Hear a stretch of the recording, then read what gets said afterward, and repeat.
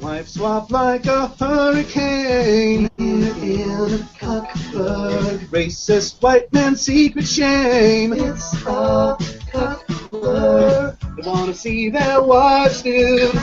Getting real by those dudes. Cocktails. Woo. Everyday emasculation. Cocktails. Woo. Watch my neighbor teach my wife to cocktails. I'm a stranger, just to cuck you. The map is guide you, can he fuck you? Know what to do, just before we try cocktails. Woo! Damn, I wish my drink was working. Cocktails. Woo! All I do is sit here jerking. Cocktails. Woo! Not pagan tails, not tranny tails, no cocktails. Woo! All right, welcome to Cocktails. Genius. Welcome. Thank you, Gloves, for showing me that. Excellent, excellent intro video choice for today.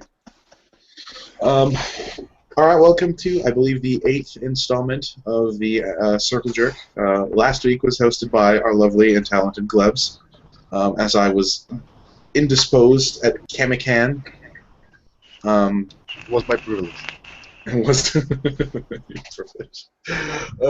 This week we have a couple different things to talk about, and we have a very small cast of people because I guess, well, my fault, last minute kind of thing, didn't notify anybody. Whatever. Maybe I should do this more often though. I mean, we have a few less people than usual. It's not overcrowded, which is kind of nice, you know, as opposed to like being real thick and heavy and people just talking. Who do we got here today? Let's see. We got Glebs, the wonderful and the great. We've got Jerry, but it's actually not Jerry. It's Finn now. Yep. It changes. It says Jerry on my screen still though, so you're gonna have to make sure to figure that out. We got Philip. How's Philip, it going? Lovely wood backing there. Yes, yes. Excellent. Very. And brand new, Pete, I know absolutely nothing about you. And let's leave it that way. I like that. Okay, fair enough. And then myself, I am Dominic, aka Denny. I go by both. I'm trans name, so if you don't respect my trans name privileges, yeah. Man, I'm tired. It's been a long weekend. I don't know. Maybe it's just the inclement weather where I live, but I'm not, not feeling my excited and exuberant self. What about you guys? I'm feeling okay. Got up early this morning, but other than that, you okay? Yeah. Let's start out with, since we introed with the Cocktails theme song, why don't we start out with a very cuck article. Glebs, you shared this to me. It's been shared in the group before. I'll post this here for the rest of you guys to look at, but then I'm going to also screen share the article. Glebs, you can probably talk about it a bit because we've all read it, but at least I've read it. But I meant you can thingy-mabobby. Let me just get to it. Share. There we go. So this article is about what open marriage taught one man about feminism. Glebs, why don't you tell us what this article is about in a nutshell?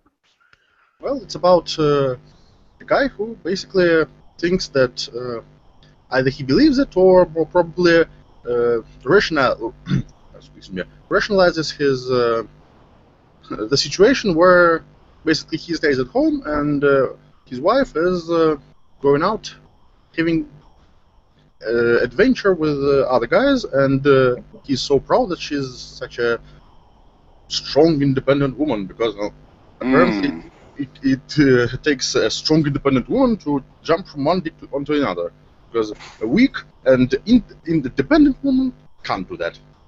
Oh, Jesus. Apparently. So yeah, I was reading the article, and it starts out with.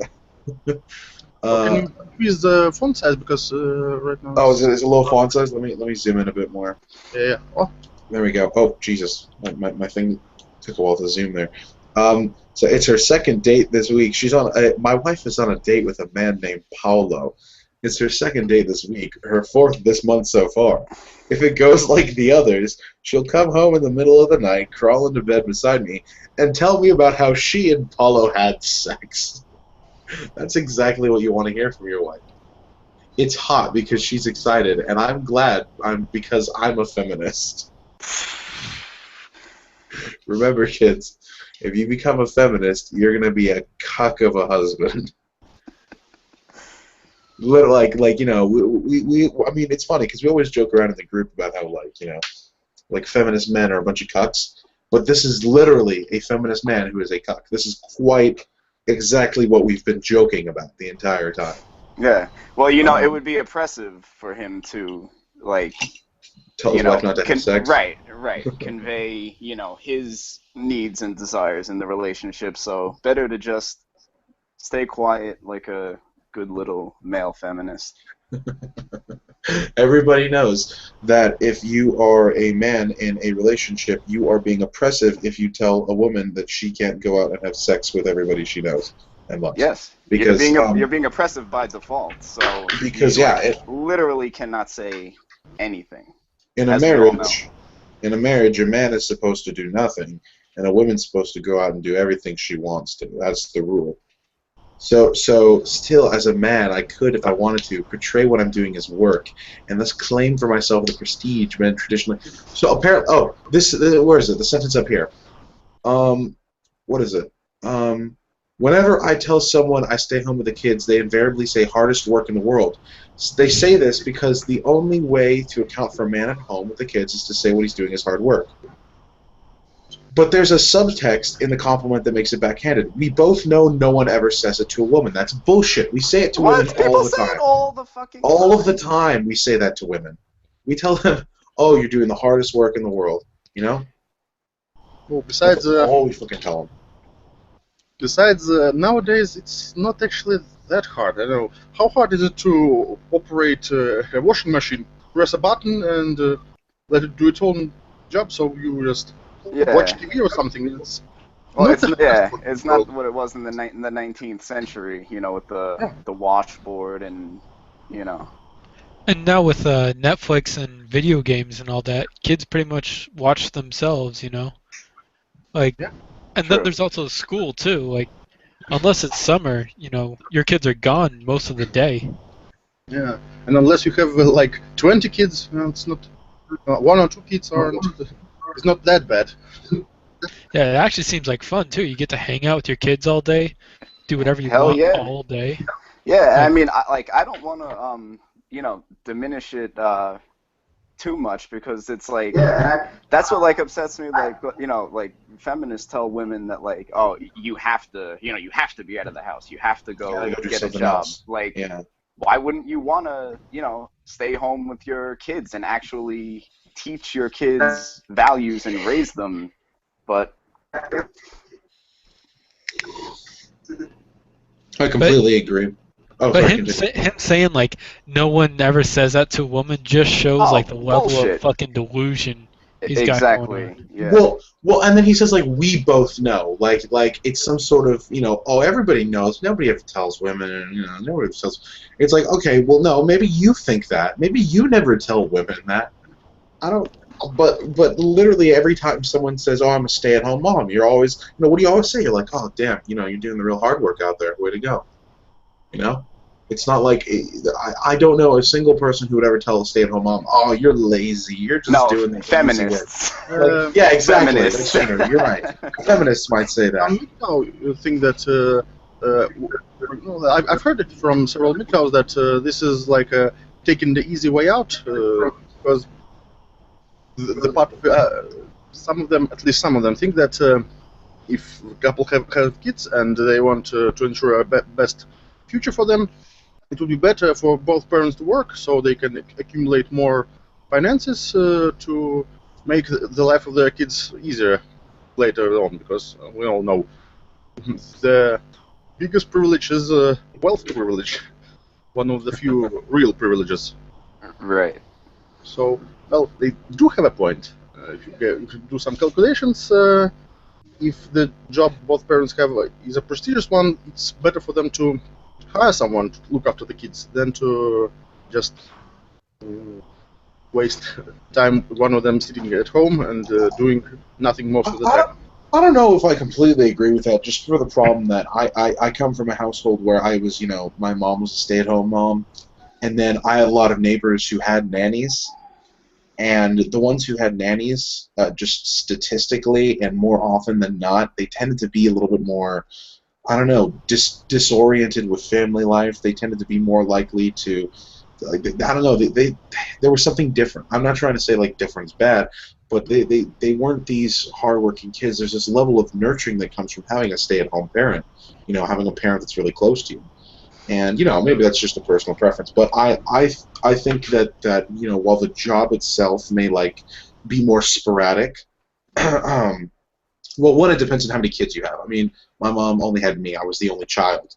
So, if I had a complaint, she could deal with the complaint, and then that was it. And then, that. But, people who have, like, 2 or 3 kids, yeah, you're dealing with different kids all the time.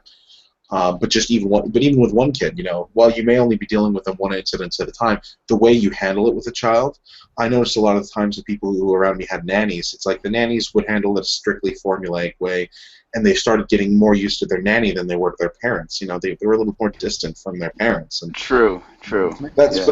That's a personal preference. Yeah, well, I agree that the ideal is that one parent would stay at home, but it is with the economic climate, in most cases most parents, both parents have to work in a lot of cases, just to make enough money to support the household and the kids. So it's kind of an unfortunate factor that just true. Compounds the original problem.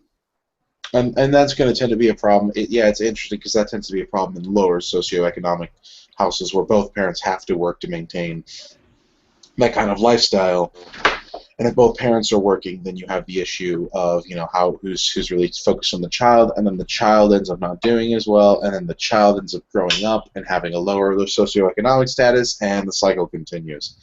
And that's, breaking the cycle is one of the more important factors that we're dealing with. And of course, if you're an SJW, you would blame this on, well, it only happens to women, or you would say, oh, it's, a problem amongst, blacks or Latinos. But everybody knows, I'm not going to retreat to what this guy says, where everybody knows. Oh, everybody knows. But a majority of people can recognize that it's not an issue of race, it's an issue of class. That if you look at the lower classes, sure, they happen to be made up mostly of those people of that race. But it's not an issue of that race. It's an issue of everybody in that class is being treated that way. And so me personally, when I look at inequalities, I'm looking at the inequalities between classes, not the inequalities between races. But SJWs will find a way to blame it on the white man. So, right. But also, specifically.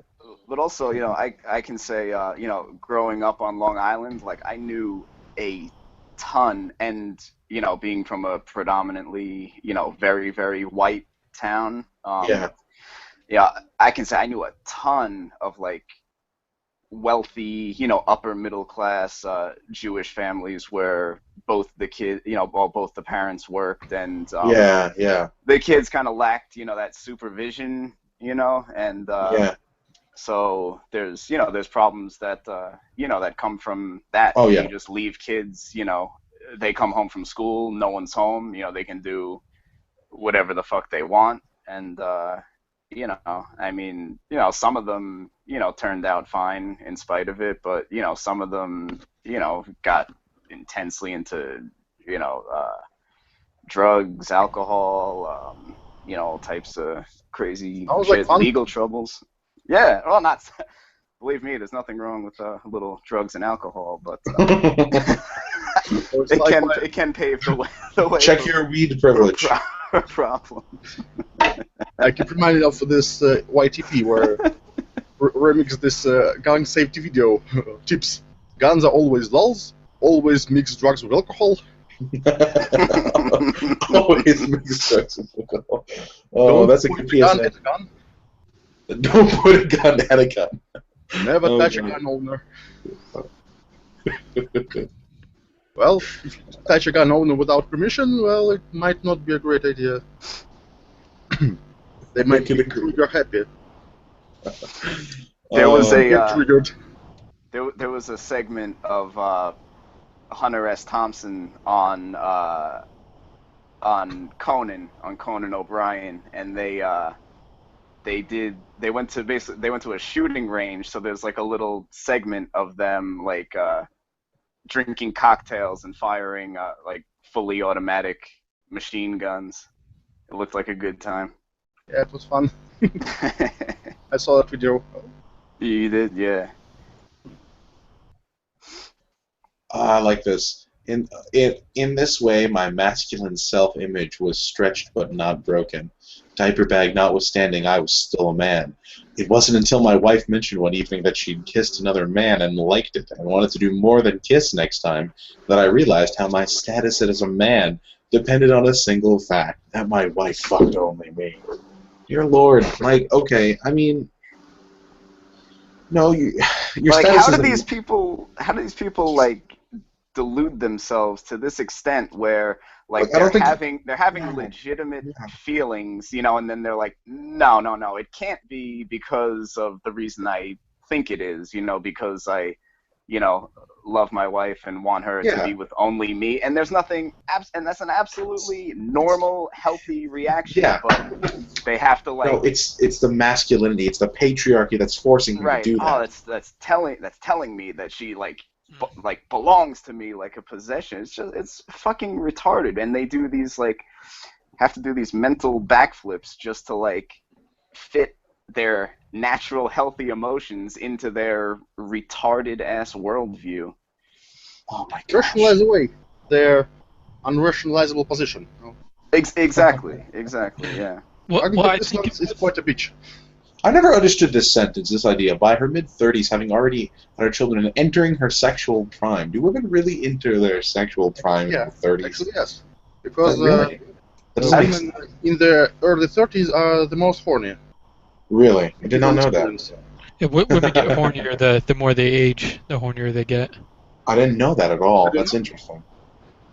And men's don't kind have of a lot men's of kind of the experience with opposite. grannies, so Men are kind of the opposite. It's like like, you know, you 18 to 20, you're like, oh god, yeah, please. Or no, I guess even 16 to 20 really. And then after that, it kind of like, all right, I'm ready to just live an actual life now. Which is why this man's so cucked, clearly.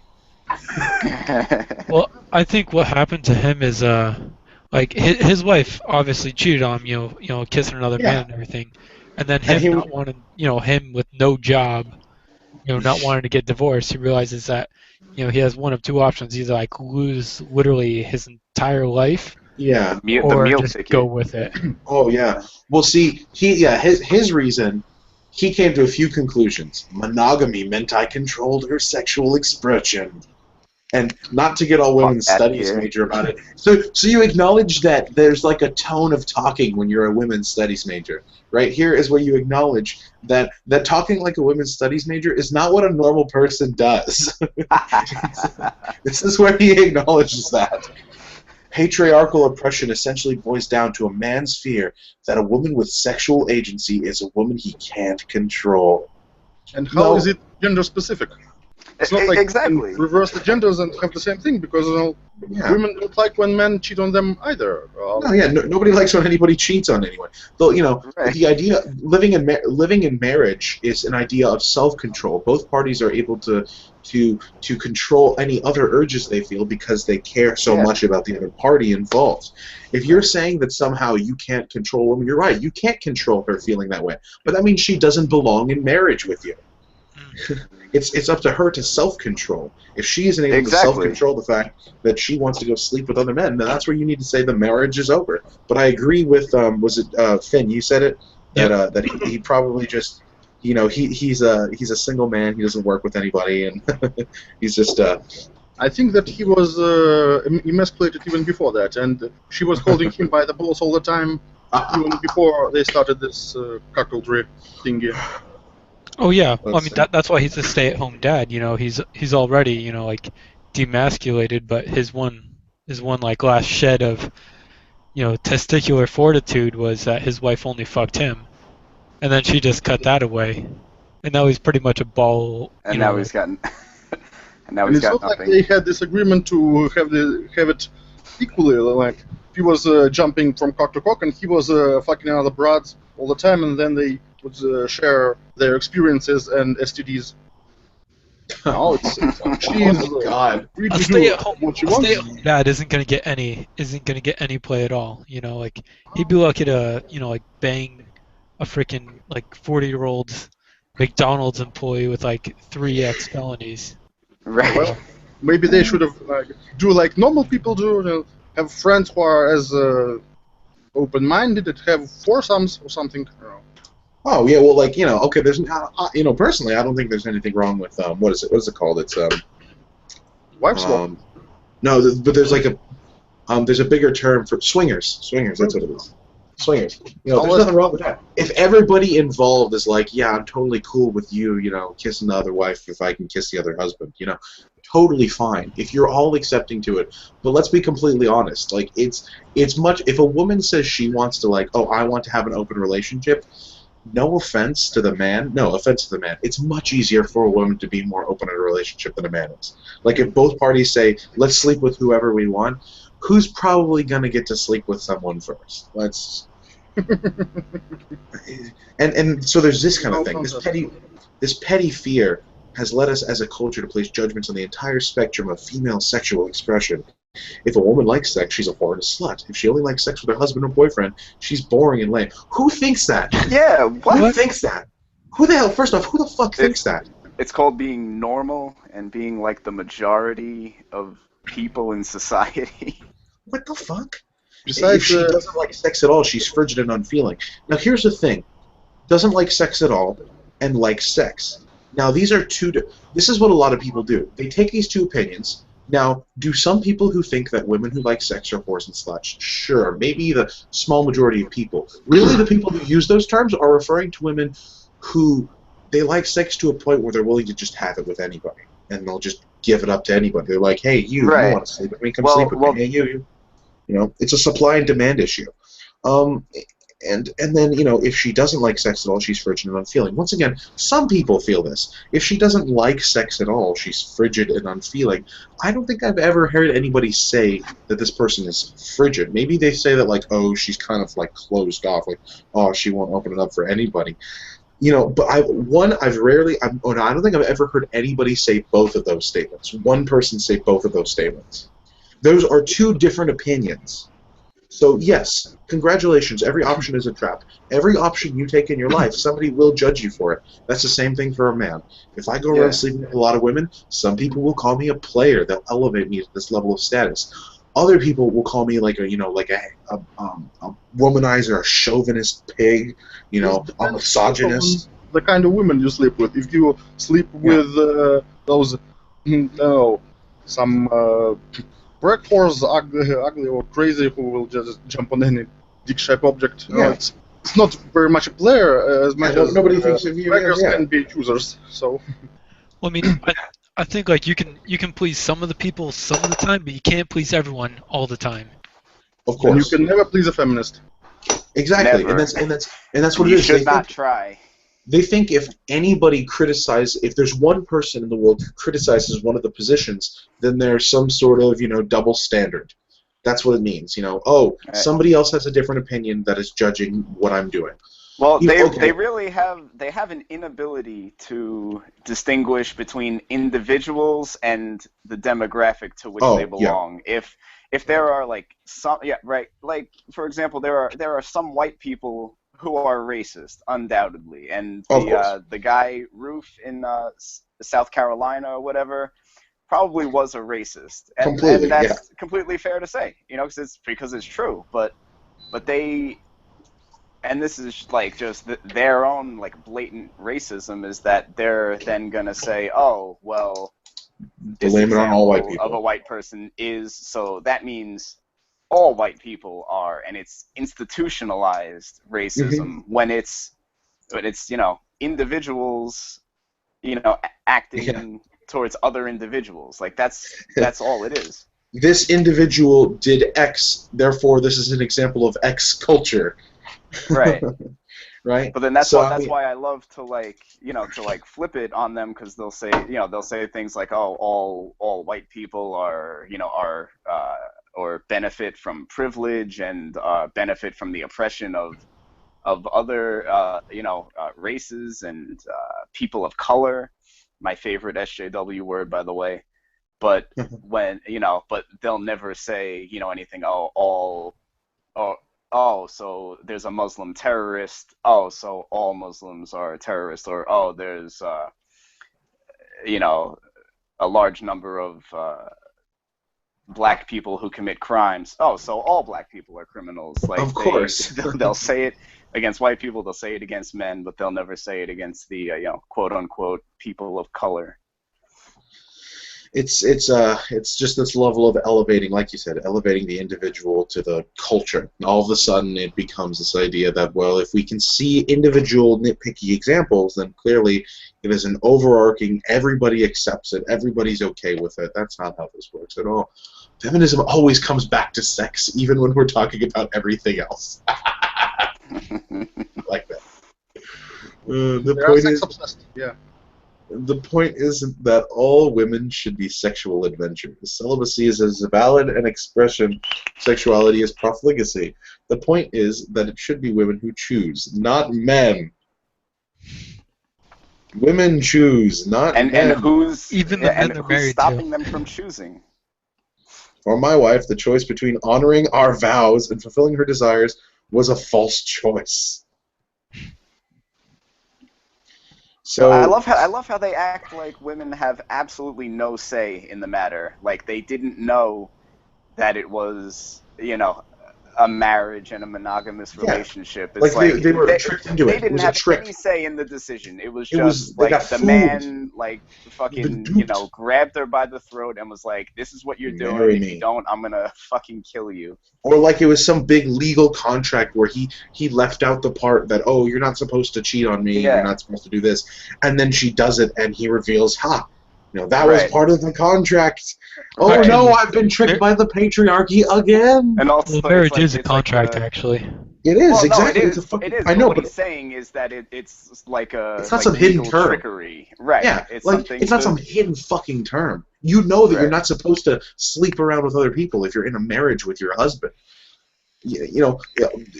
Fulfilling her desires was a false choice. Okay. Oh, another thing they imply is they basically imply that women have no self-control. Basically, the thing they imply men. They get mad that people imply men have, right? They get mad at the idea boys will be boys. They say that's trying to argue that men have no self-control and men can control whatever they want. And then this argument is basically saying, oh, women have no self-control. If they want to have sex with a bunch of people and they're married, they should just do it. It's no big deal. Fucking what? She knew how deep our love was and knew that her wanting a variety of sexual experiences as we traveled through life together would not diminish or disrupt that love. Well, you weren't loved. You're cuckolded, man. You're doing work for her. You're basically her slave. You're sitting at home. You're taking care of the kids. You're doing all that. This is the equivalent of if a man did the same thing to a woman. If a man was doing all the work and the woman's sitting at home doing all the rest of the work, and then he goes around and he's cheating with women, which is bad by society. We say that is bad. We look at that and say, you are a bad man for doing that. This is the same thing. This is no different. I don't... Yeah, what's kind of... An ocean of red wine. He's drunk. Yeah, no, red wine, that proves how much of a bitch he is. Wine instead of any kind of other alcohol. It doesn't say an ocean of different alcohol or anything like that. It's specifically red wine. I bet you his wife probably bought the wine, and he liked beer a while ago, back in his days of having testicles, and now he just drinks wine when he had some semblance of masculinity. Yeah. This is if I could just imagine, this is what he looks like. He's just in some sort of situation. I don't know if you can see what I'm going. Yeah, that's him. Just there you go. I baked you a cake, sweetheart. Shut up, bitch, and make me a sandwich. I'm sorry, honey. That's right. I've been outside fucking Paolo all day. You've been sitting here taking care of the kids, you dumb man. Like, what the fuck is this marriage? What kind of woman fucks a guy named Paulo, though? You know what I immediately thought of when I heard that? And this is completely, I don't care how stereotypical this is. I thought, like, oh, she's fucking the gardener. This is like a soap opera. It's Paulo. Yeah. It's the family. Or it's like a romance novel. Yeah. He's like a shirtless gardener. And she's like, honey, I'm going to go outside and fuck Paulo. Is that okay with you?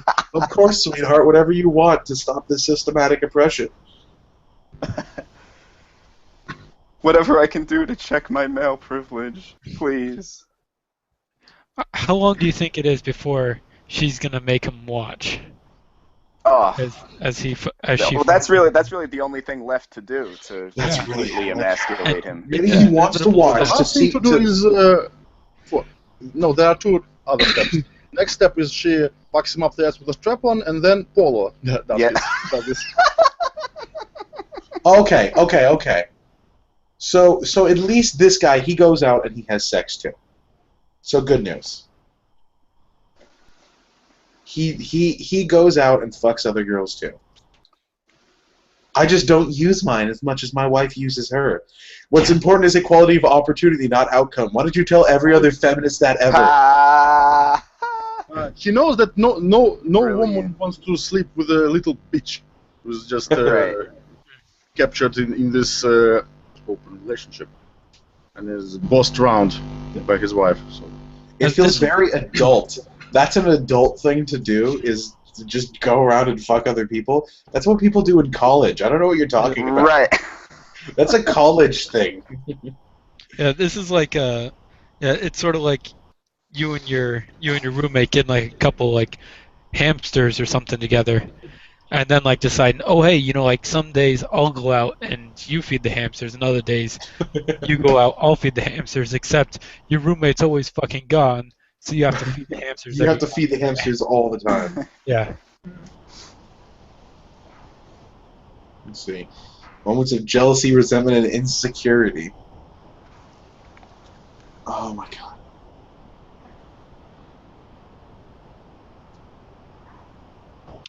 I think she's in Red Hook with a guy named Ryan. I don't know his last name, but I think he's a graphic designer. Like she just... Oh my gosh. Surprised me most people. The sex is the easy part. It's the fun part. I don't want her to fall in love with anyone else, and anytime she goes on a date, I confront the possibility that she might. That's because that's what dating's about. That's why we do that, you dumbass. We don't just... God damn it. Eventually, it's going to lead to feelings. Yeah, it's going to lead to feelings. She's going to find somebody who's like, wow, man, you have a bigger dick than my husband, and you're better at sex than him. I love you, and you have more money. And guess what? You're not a complete cuck. You actually want me. It's like, wow. And then his wife's going to leave him, and he's going to be like, what did I do wrong? I let her have so much freedom. And then I bet you she's still going to take everything. I like this. Alimony. When she comes home tonight and crawls into bed beside me with a hot story about her date with Paolo. I think this guy's gay, too. He wants to hear, some fucking heavy stories from his wife fucking other men. No, I think it's more like a beta male faggot thing. Like, if a guy, is like friend zoned by a girl, and then he'll want to like hear all about the relationship with like a guy who has balls. It's like, oh, so what happens like when you went out with that guy? Because he just wishes that it was him. Monogamy is about commitment and self-control. Thank you to the people in the comments who know what they're talking about. You're not a feminist. You're a cuckold. God. Like, just everybody. You pretend you do this because you love your wife that much? Fact is, I'm really sorry to say it, but you're a loser. It's like, duh. I think it's pretty brave to go against an age-old social tradition with the assurance that people are going to judge you and call you a loser. Not everyone is the same. You enjoy being monogamous. His wife and he enjoy their open relationship. What would be gutless was if he was unhappy and remained in the relationship. Well, God damn. He's unhappy because this whole article is about him trying to rationalize to himself and Right. anyone else as well. Yeah. I'm happy. Yeah, I really believe this. I want to believe. Look at this Exactly. excellent list of problems. This is beautiful. This is from a person who wrote. Here's a list of the host of problems this happens. Where this could lead to the stress of one spouse on the fence. Yes, jealousy, the amount of extra time spent devoted to the other third party, lopsided attractiveness. One spouse is raking in the dates while the other spouse has fewer opportunities and not by choice. And we just talked about that. Sticky situations. Steve and Kathy Brody thinks it's next to impossible to lay ground rules. It's like laying ground rules for an earthquake, says Steve Brody, who with Kathy Brody wrote Renew Your Marriage at Midlife. They question how people can predict their feelings with so many people involved. You can set up guidelines in a rational, intellectual way, but you can't anticipate the depth of emotional reaction you're going to have. Yes, the risk of STDs. The CDC says there are currently 110 million STDs in the U.S. with 20 million new STDs every year. Some of those are deadly or incurable. Yes, so what if your wife comes home with HIV and then she infects you? How are you going to feel about that? I don't think she's having sex with him though. What? The other dudes? Oh, with him? No, I mean, With her husband. With her husband. Probably not. Wait, You're actually, maybe when she's doing him in the ass, she might. right. She's begging him. Take that, patriarchy. No, but I think that would be a major thing, But if you're playing like man and woman in open relationship both get HIV. Yeah. I think a much better situation or like scenario for this would be like swingers, Like if you're gonna have an open relationship, like make sure like there's no like lopsidedness to it. Yeah. Yeah, be like, hey, you and I are both pretty attractive and can score women and men pretty easily. Let's just go fuck people. Yeah. But let's be honest. If I myself, odds are whoever I marry is going to be more attractive than me. Maybe not, but I think there's a good chance just because of the percentage of people who are more attractive than me. Also, I'm going to be wealthy. I mean, women. Anyways, point being is like if all of a sudden my wife's like, I want an open relationship, I'll be like, then I want a divorce.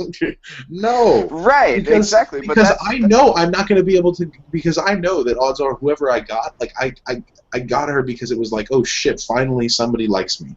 And I'm not going to be able to go around and fuck other people. Usually the person who's asking for the open relationship, they ask because they know how easy it is for them to go around and sleep with people. Yeah. I mean, even just having a vagina, automatically puts you at an advantage. Because you can just be like, I want that dick.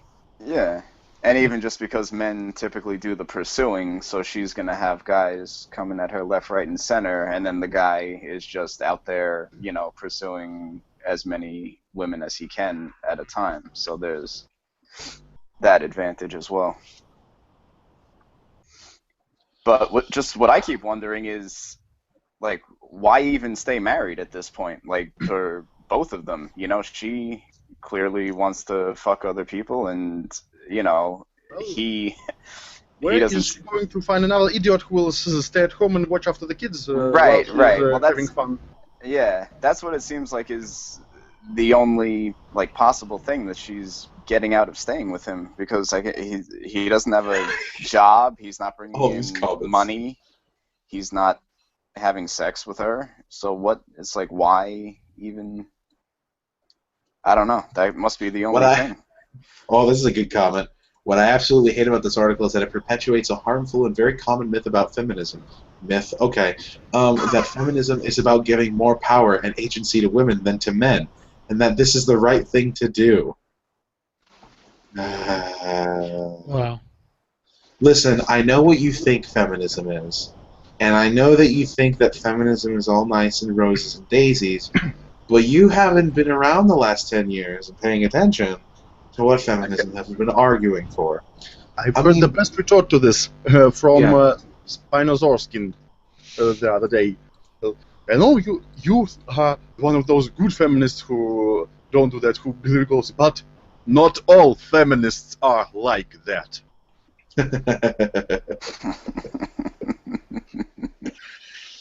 Oh gosh, and yeah, I mean it's very simple. There's one thing I use. There's one thing I use, and it's pretty simple. And it's this: every time a feminist comes up to me and they say something like, "Well, you know what? Those problems you're arguing for, circumcision rights, men being more fair in divorce courts, men not having to deal with the draft, men in domestic violence, men being raped, made to penetrate, those situations, dealing with all of those problems, feminists want to deal with those too. And I say, sure, okay, I believe you. However, let's look at the major campaigns in the last 5 or 6 years. Domestic violence against women. A Super Bowl ad. Domestic violence against women. That was it. 1 in 5 statistic is always parroted, and sometimes they follow it with the male statistic for rape. Sometimes. Not all the time. Sometimes. A lot of the times, though, it's just the 1 in 5. The female wage gap. Only worrying about the wage gap where females suffer it. Besides, the wage gap is completely irrelevant and completely bogus based off of people in different job positions. They don't consider the jobs where men are actually paid less than women. Pornography. Supermodeling. Jobs where beauty is a standard, right? I mean, women get paid more.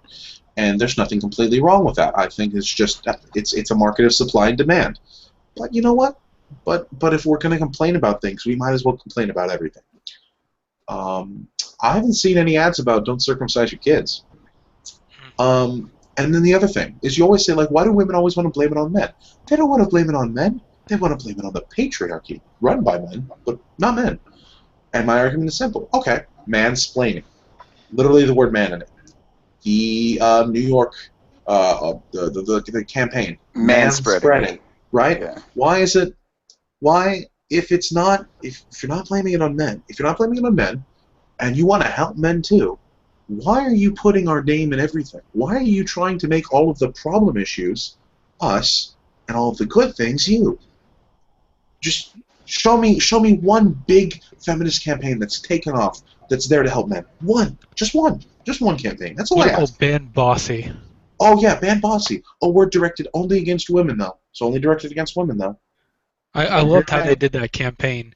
They brought on a bunch of these wildly successful women, and these women were trying to say that being called bossy hurt their chances of being wildly successful. It's Even though they're all wildly successful. Yeah. And had been called bossy when they were young. Maybe not being called bossy is hindering their progress, and not the other way around. Maybe bossy like aggravates them, and they're like, yeah, you know what, I am bossy, but shut the fuck up, and they continue on with their life, and they get harder. Because if you notice, all the women they chose, like Jane Lynch, like she's a badass actress. Like she doesn't take shit from people, right? She's just like a kind of a hardcore kind of person.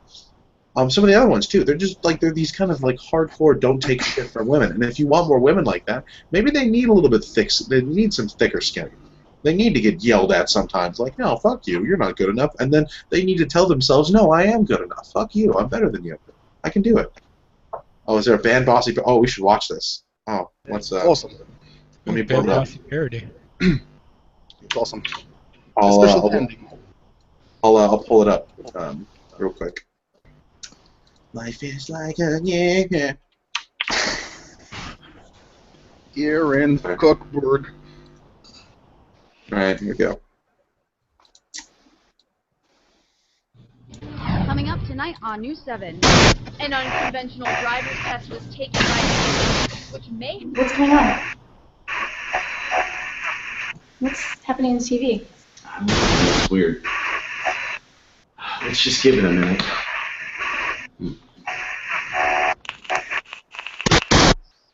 Hi, I'm Jane Lynch, and guess what, man? We're not taking the B word. Hi, I'm Beyonce, and us powerful women are sticking together. I'm Sheryl Sandberg, and if you hear a man use the B word, he'll have to face the consequences. You've been warned. No more bosses. Let's ban Bossy. I'm not bossy. I'm the boss.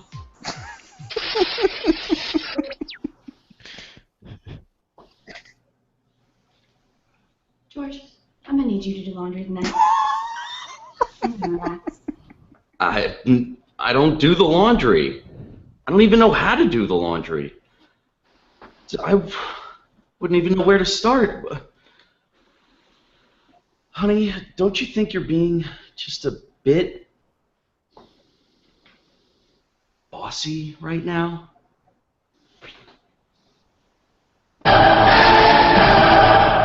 Huh? Holy crap! Who the hell are these people?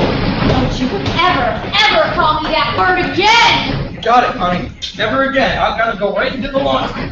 Oh, crap! Said he was straight. I was like, yeah, right. Come on, please. You wanna go to the pool after this? Yeah. Yeah. All right, good. Let's just split it 2 ways. I only had one drink. So what? Come on, Lewis. It just makes things easier. Give me a card. Come on. Okay. Come on. Thank you. Don't think that's fair. You're being super bossy right now. Excuse me? You're being super bossy. What? Who are these women? Who are these butch women? Get off me! This wasn't my fantasy! I wanted midnights!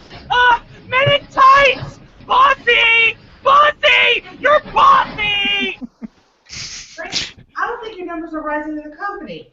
You've sold only 10% of shares. Why is that? Is it because you're being lazy, or because you're actually buying drinks and paying for prostitutes? Tell us why, Frank. We need to know the truth, and we need to know right now. How dare you, Lisa? I've worked for this company longer than you have. Frank, why aren't your numbers up? You know, you're acting like a bitch right now. Don't call her that. Wait, where are you ladies going? He's disrespecting women. You need to take him away right now. Yeah, about that. Yeah, we only got permission to ban the other B word. Yeah, we tried, but it's man's world, and they really love calling us that, so unfortunately we can't help you, but good luck.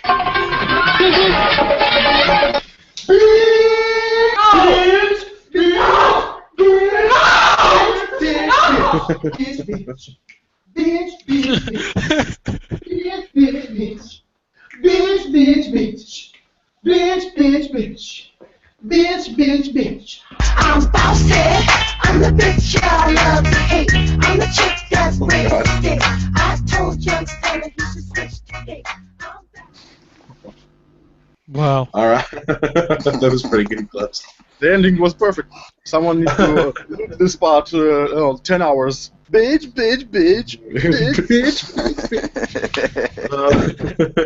That's pretty funny. Like, of all the words they chose to ban, bossy is the word. I think that they tried, like, ban bitch, but then they're like, oh, no, but then we have to make it, like, PG-13. So, like, they had to, like, try searching for words. They realized that, like, so many female pop stars use the word bitch in their own songs that they couldn't, like...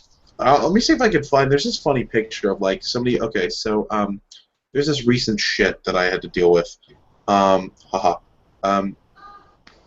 It was this, this chick I know, and she's, like, super SJW level shit, and, anyways, her and her boyfriend, well, she's kind of converted him. He's like a huge cuck, right?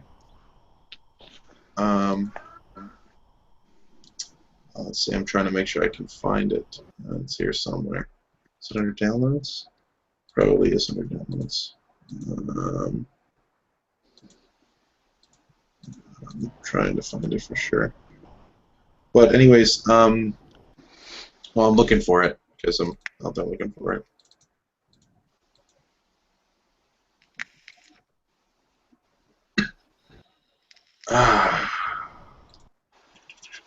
Anyways, so while I'm looking for it, there was this level of she said something along the line. She quoted somebody, and the person she quoted had said like this word that was clearly like it's one of those words that you use normally towards women, kind of thing. And then like in the next tweet she sent, she said, "Oh, we shouldn't use the word slut because it's clearly designed to degrade women." Let me see. I'm trying to see where did I put this motherfucker? God damn. I guess I put it in here for some reason. Oh, you know what? Oh, I might have put it. Yeah, I think it was on my other computer. It's okay. I know I put it in the Anti-SJW group, so I'll pull it up real quick.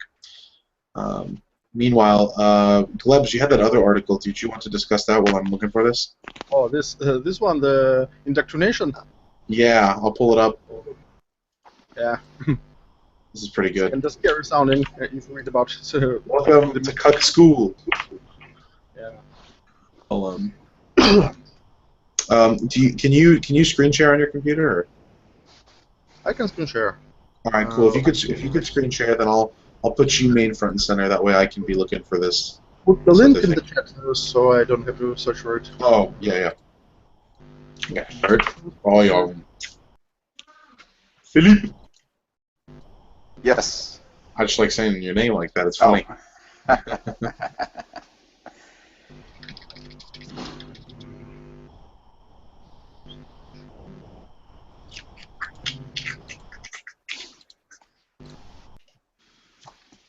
So, here it is. Can this innovative intervention reduce sexism among male undergraduates? First of all, it makes two assumptions. First, that there is this huge problem with male undergraduates and sexism, and second, it only focuses on male sexism and not because apparently women can't be sexist, and or it's no problem. I don't know. Something privilege. Yeah, enlarge font a bit. So let's see. Sexist behavior is a way some men use to signal they are one of the lads, mistakenly assuming that the lads are more sexist than they really are. Citation needed. Encouraging men to take a visible stand against sexism might help break this cycle, and a new study wrote there's an intervention that uses this approach to change sexist attitudes in male undergraduate students. The data show the intervention met some goals, specifically a decrease in overall sexist attitudes, but fell short on others, illustrating the difficulties of attitude change. Well, no shit, if people were just so easily manipulated, we would be living in some kind of weird theocracy or something, you know. The intervention group, 23 men in total, were seated. Oh, so the sample size is, you know, not very large. In groups of around 4 and presented with sexist statements via audio and text that they were to imagine were being spoken by a male figure seated on a chair at the end of the room. These experiment-centered statements covered benevolent sexism. Oh, here's the first red flag: benevolent sexism. I can't believe it when guys let their girlfriends go to parties by themselves. It's every man's responsibility to take care of and defend the pretty little thing. Who would ever say that sentence? Who would say that? Like, you might say something similar to it. And, well, no, not similar. Not even similar. It's like they over-exaggerate it. What somebody would say, are you okay with her going to that party by herself? And, you know, like that statement might be said. Just right. Because I've had a case where my ex-girlfriend, I let her go to the movies with a dude by herself, and guess what? She broke up with me for that guy. It's like, and now let her sounds like I allowed her. What I did is she asked me if I was okay with it, and I, for some reason, because I was an idiot, I guess, I thought, yeah, there's probably no harm in it. I'm not going to be like a controlling guy. Actually, and, I've let one of my ex-girlfriends go by herself because I wanted to get rid of her. And this and, that's a different story, Glebs. No, but like, you know, when we say let, what we're simply meaning is it's because when two people are in a relationship, either person can let the other person do things, because you're basically saying, I'm okay with you doing it. I don't feel any sort of, you know, like internal paranoia about you doing it. So when somebody's asking, when somebody says, you know, you let her go to that party, just her, you know, you're not saying, oh, you know, you let her out of the cage, you unlocked the door so she could go to the party. What you're saying is, no, we had a conversation about it, and I didn't feel, you know, bad or paranoia about her going to this thing, and because we trust each other, I let her go. That's what it was. And girls can do the same thing. A girl who doesn't feel paranoia about a guy can let the guy go out to the movies with friends or let him go and do that because she doesn't feel paranoid. In certain relationships, sometimes situations don't feel comfortable between a couple. It's nothing about control. It's nothing about control. It's about two people making mutual decisions together. Oh, Jesus. Post now sexism. The only reason they let women into college now is to keep men entertained. Who says that? It's like, I don't know. Wait, It's not even straw men. It's just blatantly making shit up as they go along. I don't know who they think says anything like this. I mean, women outnumber men in college. Even though women are the across majority in in almost every single university. Oh my God. And still have women-only scholarships. You know, you think that might be the reason for women going to college is because it's the female very easy for them to do so, and there's not much financial burden on them. But no, no, it's clear. Clearly, every single man thinks it's that women go to college to keep us entertained. That's why. That's what clearly I think. I mean, that's what this article is telling me. I think, as a sexist or something. Because clearly, when they were allowed to have male-only colleges, no men ever went to them, right? They existed, but no one ever went to them because nobody why would a man go to college if not for women being there? Yeah, he'll only go to college if he knows there's women there to entertain him. That's why whenever you go to apply to college, they advertise live nude girls at this college. Yeah. 24/7 girls come to our college. That's how they advertise college, right? That's what it is. It's not a system for education, for higher learning. No, it's because a bunch of men want to stare at women's tits. It's part of the female slave trade that we're all a part of as men, secretly in the patriarchy. But continue with the nasty rape supportive statements. I love this one. Oh, that might be mine. And some particular nasty rape supportive statements. The mildest except being, I don't understand how so many women get away with playing the rape card. Well, if you consider... That's because a lot do. Yeah. If you take a look at those, these Mattress Girl and UVA case... UVA. Yeah, they make this shit up, store a lot of shit, and when they're caught lying, people still believe them. And not to mention, Bill Cosby's getting a bunch of shit, and you know what? He's already admitted to having had those drugs. I'm sure there's probably a couple of those girls who maybe he's done something with. I'm not confirming anything, but how much you want to bet all 30 of them? That's just not true. Oh, especially when it's a wealthy celebrity. Yeah. Some of those people are probably just jumping on the hype train. Yeah. I'm not saying all of them. And anybody who heard me say that would immediately say, oh, I'm a rape apologist. No, honestly, do I think he might have done something? Yeah, because he already admitted to having those drugs, and that's why the fuck did you have those drugs? Those are, fuck, man. Wasn't it that they agreed to take drugs, no? He said he was going to give them to them if they agreed, but they were basically roofies. So it's I don't know how you give someone roofies. I agree to be roofied. I don't think that happens. I don't know. Well, considering the dose, if you take just one Quaalude, it doesn't just turn you off immediately. That's true. It makes it's you like tipsy. Yeah. Many people use it recreationally. I've heard it was very popular and even pulled out of the shelves because it was so abused by people who like to take it recreationally. Because apparently it was fun. Oh, I'm not a big fan of benzos, so I'm a downer guy. I mean, I still don't know. Maybe all of the accusations are false. Now, do I think? But I don't think all of them are false. I'm not 100% sure. I don't have all the facts. Right, I'm not going to assume he's guilty.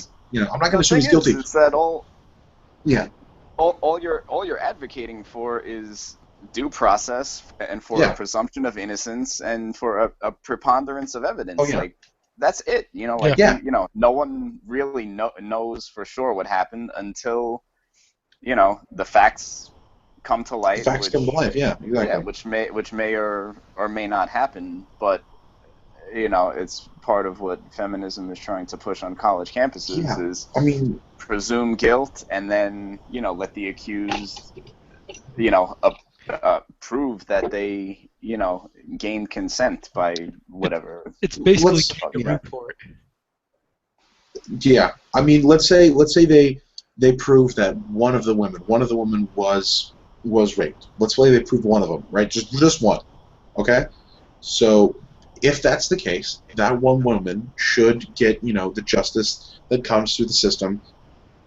But if they prove one, that does not prove the other 29, 30, 31. Those people are still not proven. That's not how justice works. It's not like, well, we prove he murdered one of the 10 people he was accused of murdering, so he must have murdered all of them. That's not how it works, no. So it's the same system. And so, even that even happens with serial killers a lot of times. They don't necessarily have the evidence to prove every single one, but there's a lot of victims like suggested victims. Yeah, and there are copycats sometimes. Someone who kills mutating the style to let the prosecution on the wrong path. So how do we know there wasn't somebody who walked into a room with a Bill Cosby mask yelling zip zop zoom I'm gonna give you some Quaaludes and just black out the girls, right? I mean, that could have happened. A copycat rapist. No, but I mean, there's no way to prove that he's done all of them, even if you just prove one. And I'm not saying he has done one. I'm not saying he hasn't done any. I don't know. But I will be honest in saying that I completely don't think that every single person who has accused him, I don't think, all of a that's sudden, very unlikely. Very unlikely. The argument is that, now that one person's come forward, they all feel confident in that they could come forward. And it's like, no, I don't. Honestly, let's be honest. Yeah, maybe some people felt that way, but I bet you other people felt, hey, I bet you I could just jump on this bandwagon and everybody Gravy train. Yeah. It's not exactly a difficult thing to do. All you got to say is say some words, and if nobody's got proof otherwise, people think that somehow proof is some sort of part of the rape culture. Oh, we demand proof. Oh, that's rape culture. Rape culture. But and well, it's like the dear colleague letter in asking these these universities to make their own tribunals to deal with these cases, and it's like that's not how if you're works. accusing someone if you're accusing someone of a crime, that is up to the police to investigate and build a case. And don't forget, telling rape victims to report. Telling rape victims to report to the police is also a bad thing. Apparently, I found that out recently. I didn't know that was a thing until recently. That apparently, if you say something like, why don't we go to the police? That's bad. Don't tell them to go to the police. They're actually saying that now. Wow, because that's always been one of my biggest pet peeves about, and it's not even just a pet peeve. About feminism. This is actually something that I think is dangerous. They're telling women who have potentially been raped, don't go to the police. Wait until you feel safe and come and talk to us, and we'll nurture you and help you and and do essentially nothing, while evidence is being destroyed, while time is passing, while other women are getting raped. Exactly. Yeah. While another a potential rapist is still on the loose. They dilute what rape means. They dilute so many cases where there's actual rape. Just yesterday, I found out from a guy. I had seen him twice. Right? I had seen him, and this is sad that this is becoming a stereotype. That's bad. When something becomes a stereotype, it's not because people have prejudices. It's because so many people in a certain group fit into that stereotype. And here's what happened. So I was at a party the other day for a friend. He had a late graduation party, and he was one of the guys there. He used to date this girl that I kind of knew. Her. I remember meeting the two of them when they were a couple at a friend's house. Well, I found out recently, within the last year, she's become a huge major SJW. She's gone through multiple hair color changes, so that helps with the process, I guess. I don't know. Maybe the hair dye seeps into your brain and whatnot. There's that picture that demonstrates it. But anyways, point being, she's become a major SJW. I had a friend who he owned her in like a Twitter conversation. She immediately blocked him, right? Like she was becoming kind of uber SJW level. I found out today that like they were broken up. I figured, oh, they broke up, and it kind of partially came up in conversation. We were playing this game where it's kind of similar to Cards Against Humanity. Anyways, the one guy had a card which was his significant other, his current girlfriend who was at the party, and then that guy, the one who had broken up with the SJW girl, well, I thought he had broken up with her, but here's where it gets weird. His card was my ex with this, and because the point of the game is you're supposed to argue who would win in a battle, and he was like, I think I win because my ex would just accuse yours of rape. And then I found out from him that that's exactly what she did. She had accused him. Of forcing her to give him a blowjob. She apparently, while he wasn't home, went to his house, told his parents and his sister. His sister didn't go to school for a couple days because she was so embarrassed, because she was telling everybody at school. It became a thing at school, which a similar thing happened to me, where she had like told the staff, and the staff had told him and her, okay, we're going to try to work through the situation. Don't go telling a bunch of people about it, because that's how rumors spread. So, just like I did, he didn't tell anybody, right? You don't tell anybody. He's like, okay, I'm going to listen because I don't want to start spreading rumors. I don't want things to go around. What does she do? She goes and tells everybody so they know her side of the story, right? It kind of pisses me off because I know this guy. He's a completely harmless dude. He was, honestly, for a while, I thought he was kind of a cuck. You know, he seemed kind of like a cuck kind of guy. And like, I felt kind of bad for him. And now I feel really bad for him. That like she would just fuck him over like that. Like she thought, oh, because the relationship is over, I might as well accuse him of having molested me or something like that. Wow. That's just fucking horrible. I cannot believe people would do that. And the reason I'm more inclined to believe him, there are people always say like, oh, why, you don't believe them. It's because of how she did it. It's because of the way she did it. She didn't go and talk to police. She didn't go and talk to anybody important. First thing she does is reports it to his family, to his friends. That's not what you do. That's wrong. That's disgusting. Because people are easily manipulated and easily, they flow over these ideas and they don't understand these things. And if when you live in a society where now people are being told, oh, tons of people get raped all the time, and all of a sudden you say, oh, somebody raped me, a lot of people are going to believe you right away. And it's just diluting this level of people who are actually victims of crimes. Now, we don't know who's actually a victim of a fucking crime anymore. I'm not second guessing because I don't think rape is a real thing. I'm second guessing because there's so many different people who just he raped me. What did he do? Oh, well, we were both drunk and we had sex. Stop. That's not what that means. Yeah, that's like a lot of the rape now would be like if like you ask me for $20 and I'm like, no, I don't want to give you $20. You're like, oh, come on, man, I'll pay you back. And like eventually like I give you the $20 and then I go to the police and I say you mugged me. That's what rape would be like now. Right. Or it's like I got drunk and I was just like giving people $20 and then the next day I'm like, oh shit, I got robbed. Well, don't forget that I almost want, and this is going to sound bad, I almost want feminists, the campaign for lie rape to be successful, which is this idea that I find an article about it, but it said the idea that if you lie to someone about your position or financial status or something else, to get her sleep with you, and she does, and then finds out that you lied. It's lie rape.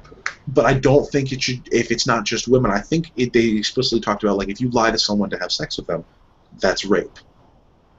Right? Well, here's the thing. Now anybody who is accused of rape falsely can accuse the other party of rape because this oatmeal is rape. This oatmeal is rape.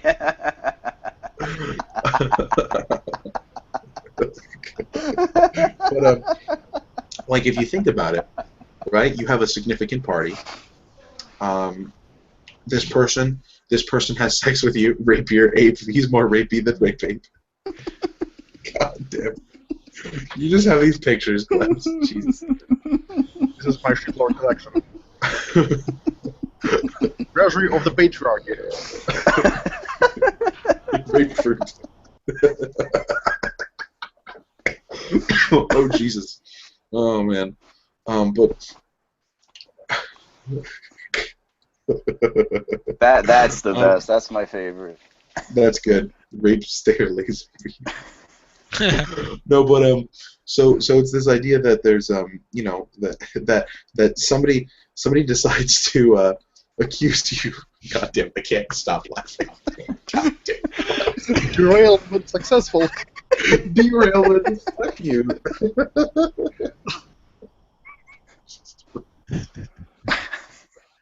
Land of rape and honey. Oh, I've seen that before. I heard they were talking about changing it because they're talking about rapeseed, right? Yeah, it's an actual thing. But it's very triggering. No, your next picture. I know it's gonna. I think I do too. Right. Oh God. 40 pounds of rape. No, if you open the box, does that mean that you're asking for it? And this is why punctuation is very important. No! More rape! More rape! More rape! 40 pounds is not enough. We need more rape. Fight more, with a rebel yell. More. So if you so the idea is, so like if a woman sleeps with you under the pretense that she's going to claim that you raped her later, right? Mm-hmm. Then you can simply claim that she raped you by lying to you that she just wanted to have sex with you. Therefore, you both raped each other. Both of you can now claim against each other rape. Now you can anybody can claim anything as rape. This person did X to this person to this person. Everything is rape. Now, the lie rape thing, where does that like you have sex with me and then like I'll give you a massage? Is that considered rape now if like, you don't give a massage? Maybe, or something like hey, I'm a millionaire, come have sex with me and I'll let you ride my big yacht, and then she has sex with you and you're like, just kidding, I'm a hobo, I don't have any money, and then it's like, yeah. Oh God, gloves. I think in extreme cases where, like, I remember this one time I read a story about a Halloween party, and this guy was wearing the same costume as this other guy, and his wife had sex with the guy in the costume, and then like that wound up being rape, like because like that guy wore that costume specifically. Because he wanted to fuck that guy's wife. Mm-hmm. Well, sex story, but I mean, like lying to a woman about like having a yacht and all that, like I don't think that really counts. The difference is she didn't agree to have sex with this other guy. She agreed to have sex with her boyfriend, thinking that this guy was him. So that's different thing altogether. But she agreed to have sex with this guy, but he then turned out didn't hold his promise or something. So still, she still agreed to have sex with him, even though he lied. So it's a different thing altogether. I found the picture. Here, I'll share real quick. There you go. So look, 2 tweets retweeted by the same person. This person's a big time SJW. Just the hypocrisy.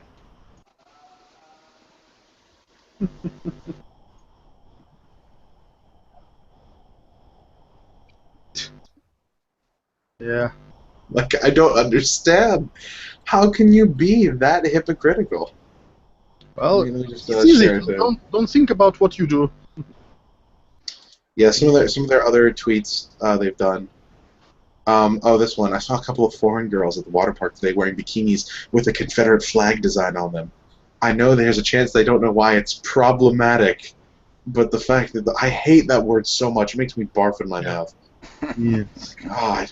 Whenever I hear it from someone else who isn't an SJW and uses it correctly, it still Yeah. Like Right. chop. It's one of those words that they've just ruined now. Yeah, privilege as well. So this guy's a feminist. Bigots get mad when they encounter viewpoints based on facts and evidence that contradict their ignorance, aka Sargon's Law. Sargon's Law.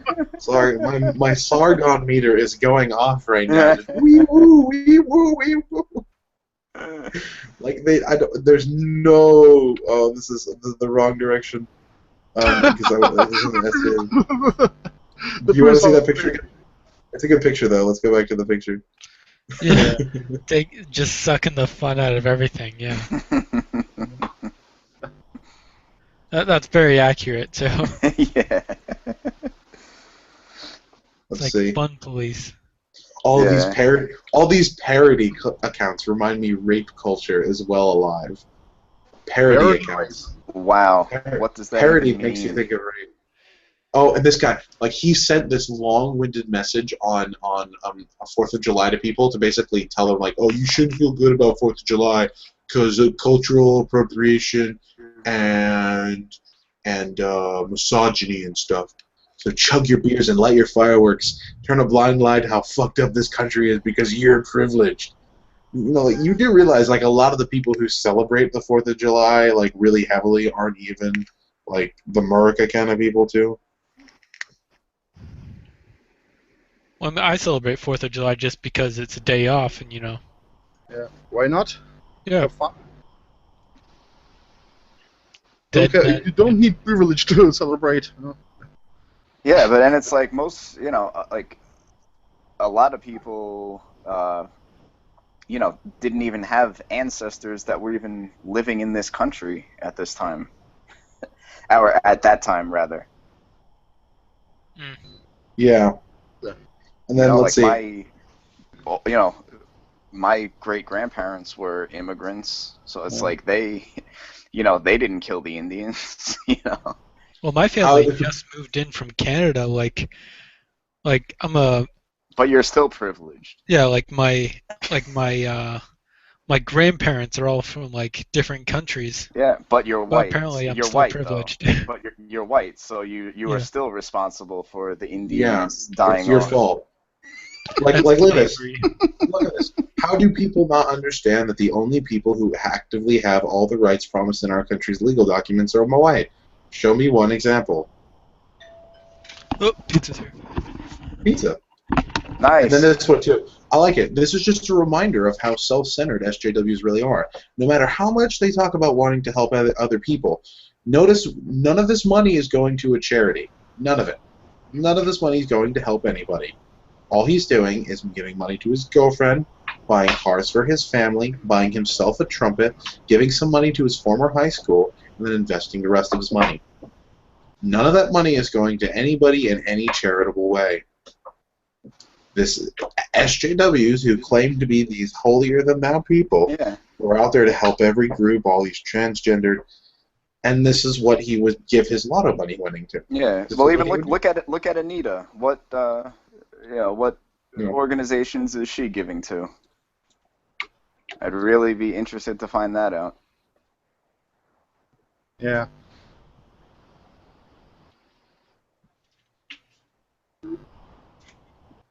Yeah.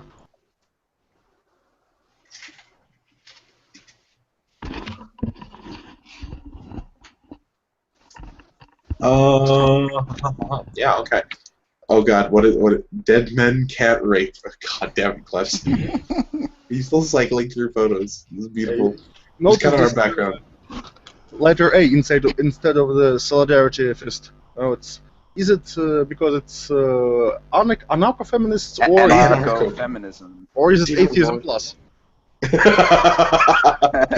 Same thing. Yeah, anarcho-feminist makes as much sense as anarcho-statist or I don't know, militant pacifist or something. Yeah, a green pile of shit really and a black pile of shit are still shit, Glubs. Yeah, they really want no government at all when their answer to everything is more laws and we need the government to step. We need them to set more things for us. Protect me more. I made a feminist robot. Why?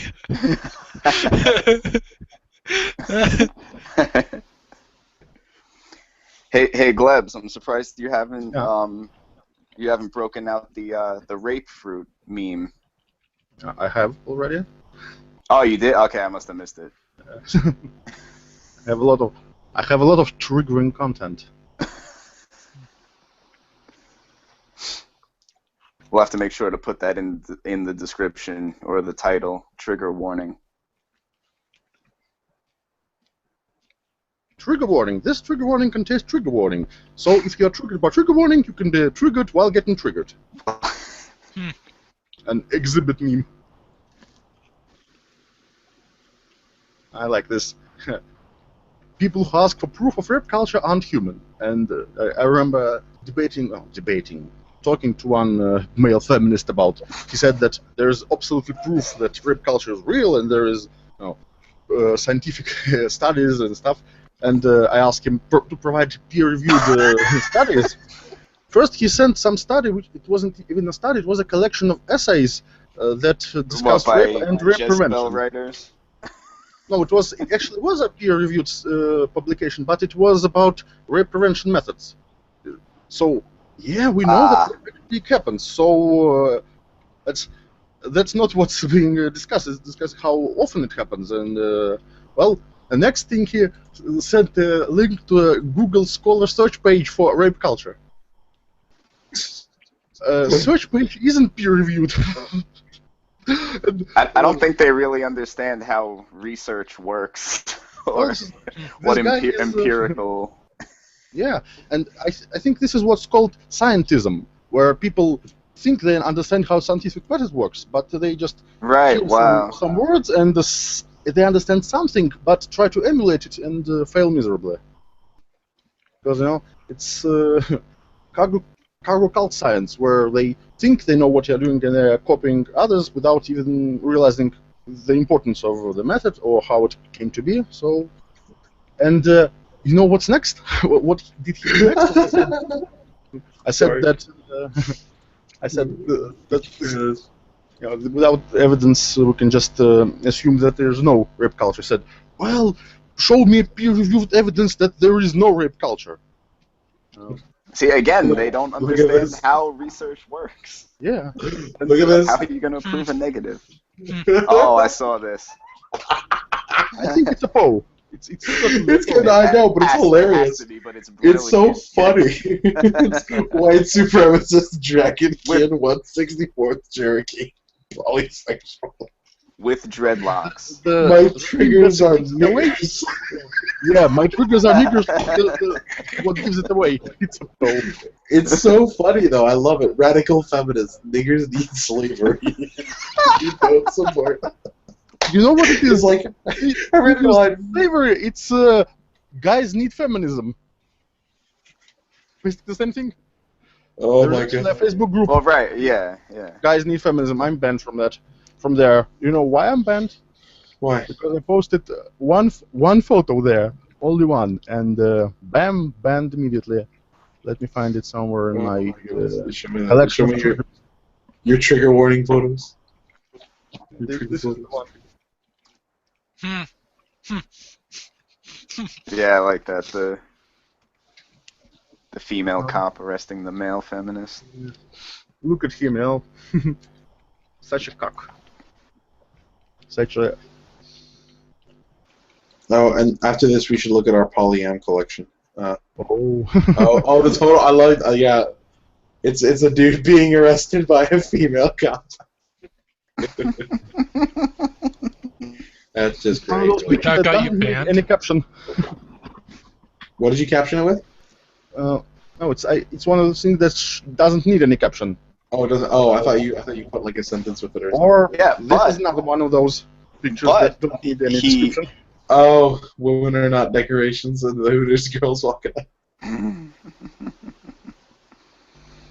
But the guy before, if he was a male feminist and the cop was a woman, then he must have disobeyed her. So he's a bad male feminist because he disobeyed a woman. How did those Hooter chicks get a job at Hooters with tits that small? Yeah, they're kind of tiny, aren't they? Have you seen the Scottish version of Hooters, the Tilt-A-Kilt before? Have you been there before? No. The Tilt-A-Kilt, it's pretty cool. It's like a pub, but it's like Hooters, so they all wear kilts and their big breasts going on. It's great. Mm. It's like a double, you're just doubling up on the greatness. Reminds me of this article about barmen who were wearing kilts and got groped by women, and they protested against it. Remember that? I actually don't remember that. No. Shit. I remember seeing that.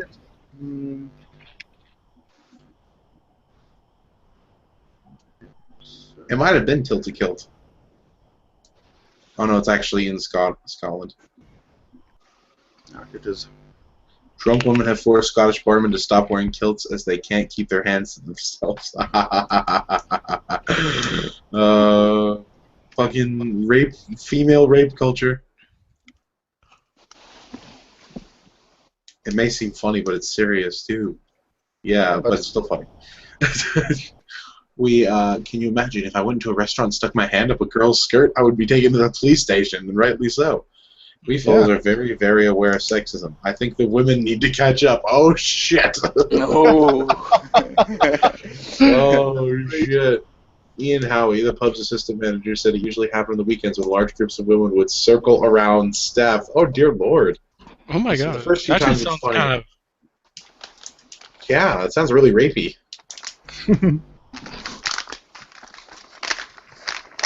Hootenanny.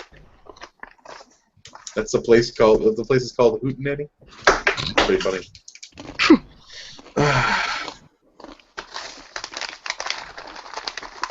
Hey, why doesn't he just raise his privilege shield? Fuck. That way they can't molest him. Or just take a torch and shine the patriarchy symbol on the sky. Yeah, but he just phone the patriarchy for it. Send a quick SMS text. Remember, don't forget, we have remember, as the patriarchy, we're advancement light years ahead of women. We just don't tell them about it. So we've got teleportation. We got patriarchy teleportation too. Yeah. Patriarchy team assemble. Yo, someone should definitely. Oh make a God. comic of that. Oh God, does anybody want to see some kind of quasi SJW level action in our own group right now? Sure. Sure. Oh God, no, I don't even know how to respond to this. Just so much strawmanning. I don't know if any of you saw my thread on my theory as to why SJWs love cartoons so much. I saw it. Yes. Okay. I think. Yeah, that's my theory, okay? It's simply a theory. I don't think there's anything wrong with watching cartoons, okay? Like I mentioned in the thread. Just a theory. It's a theory, okay? So I have a new thought. Sure, someone has thought of it before, whatever. Why do SJWs like cartoons so much? Namely, kid cartoons like Steven Universe or Gravity Falls. It's actually rather simple. As we all know, SJWs think a lot of things aren't funny, especially anything that could trigger or offend someone. Children's shows are designed with humor that a child can handle, which is why they find these shows so enjoyable.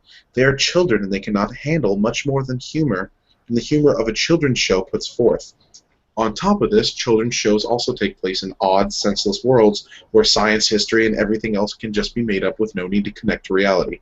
SJW's minds work similarly. They enjoy living in the fantasy ideology where everyone is perfectly politically correct and no one ever says anything mean and everyone is some sort of super magical being in some way. And so my teal deer was SJWs are children, right? Well, most people agreed, except then this girl Ashley came along and decided cartoons don't automatically equal for children. That's how most of us have trauma over Watership Down. I don't know what Watership Down is, but whatever. I said I knew someone would say that. I completely agree. However, Steven Universe and Gravity Falls, I believe produced on Cartoon Network and Disney Channel respectively, are on channels designed for children, as told by their commercials and target audiences. I don't know if any of you have been to those channels, but when they show these TV shows, there are commercials on for like Nerf action guns or come drive this car or stuff like that. It's like fucking it's for kids. It's clearly marketable towards kids. It's not like Simpsons or Futurama or South Park where they're clearly produced for adults. Right. Could you imagine if like Adventure Time has like Budweiser and Girls Gone Wild advertisements? Really? During Adventure Time? No, but could you imagine that shit? Yeah, like it'd be fucking hilarious. I think. Yeah. And Star Wars: The Clone Wars was for 8-year-olds and included incredibly dark themes, murder, and intrigue. Now, I've never seen it, so I don't know. Maybe it included murder and intrigue, but I'm pretty sure there was murder in SpongeBob too, and it was just SpongeBob-related murder. Lion King also included murder and treason and stuff like It's that. still the fucking Lion King, yeah. But, so, right, the idea is for some children's shows to introduce kids to some interesting topics, like Rugrats and SpongeBob did the same things. But you still aren't going to hear a race joke or heavy-handed political references in kids' cartoons, which is why the SJWs are so happy to watch them. It keeps them away from thoughts they are scared to think of. Now, here's where it starts to get... I don't know. I'm not going to call her an SJW. I'm not going to invoke Teresa's law. Well, everyone knows that you're the SJW. Yeah, I'm the biggest SJW in the group. Everybody knows that. Everybody knows I'm a huge SJW. That's my thing. But here's where it starts to get a bit different. Why do I need to hear race jokes? There's plenty of political references in many shows geared towards 8 to 12-year-olds. So right now it seems your argument is more, you want race-baiting jokes, and anyone who doesn't watch real TV is obviously a child. No, this is just trolling. Exactly. Race jokes are one of many examples, sexual innuendos, more heavy-handed romance, more extreme violence, tackling the issues of a world in a worldly setting. It sounds like right now you're strawmanning me. I argue that SJWs can't handle adult shows, not that only children watch children's shows. Right. It sounds like she just wants to be pissed. Oh, yeah, no, wait till I get back down. There's nothing wrong with entertainment made for all ages. You just seem mad for no reason. I don't really like Steven Universe or Adventure Time, but I get why people like it. Why should every show have sexual themes, political themes, heavy-handed romance, or violence? I mean, really, should everything be grim and dark to suit you? Didn't say that. Lucky for you, there's a million shows out of to choose from. I'm not mad. I'm analyzing why feminists like kids' TV shows. Ashley, you're still not getting my point.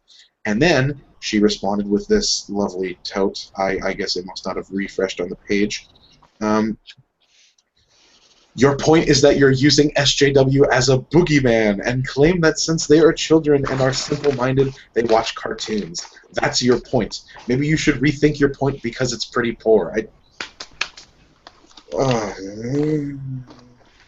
This is just...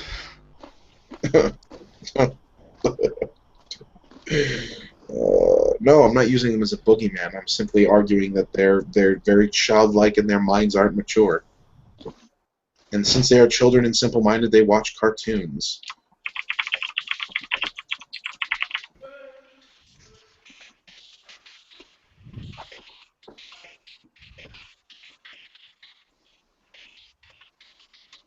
Thank you, Gloves.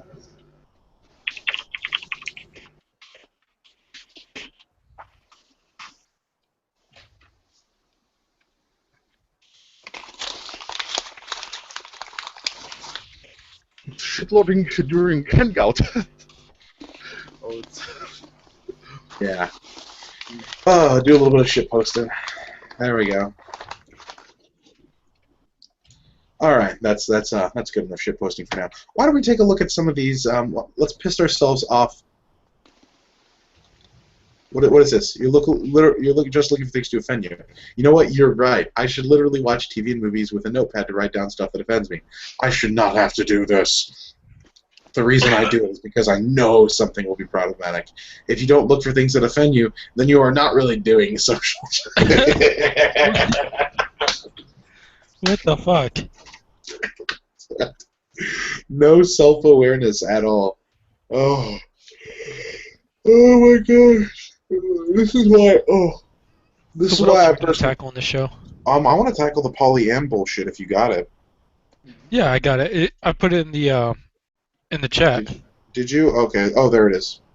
Yeah, the perfect. Imagery. Goddamn. So this will probably piss us off even a little bit more than we've already been pissed off. People always.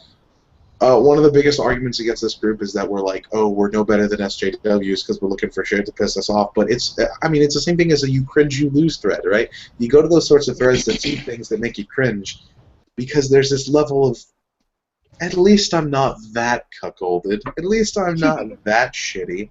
And when we look at the polyam group, this is an example of us saying, You know what? To anybody who thinks our group is somehow authoritarian because we say stop posting off topic, why don't you go spend some time in the polyam group?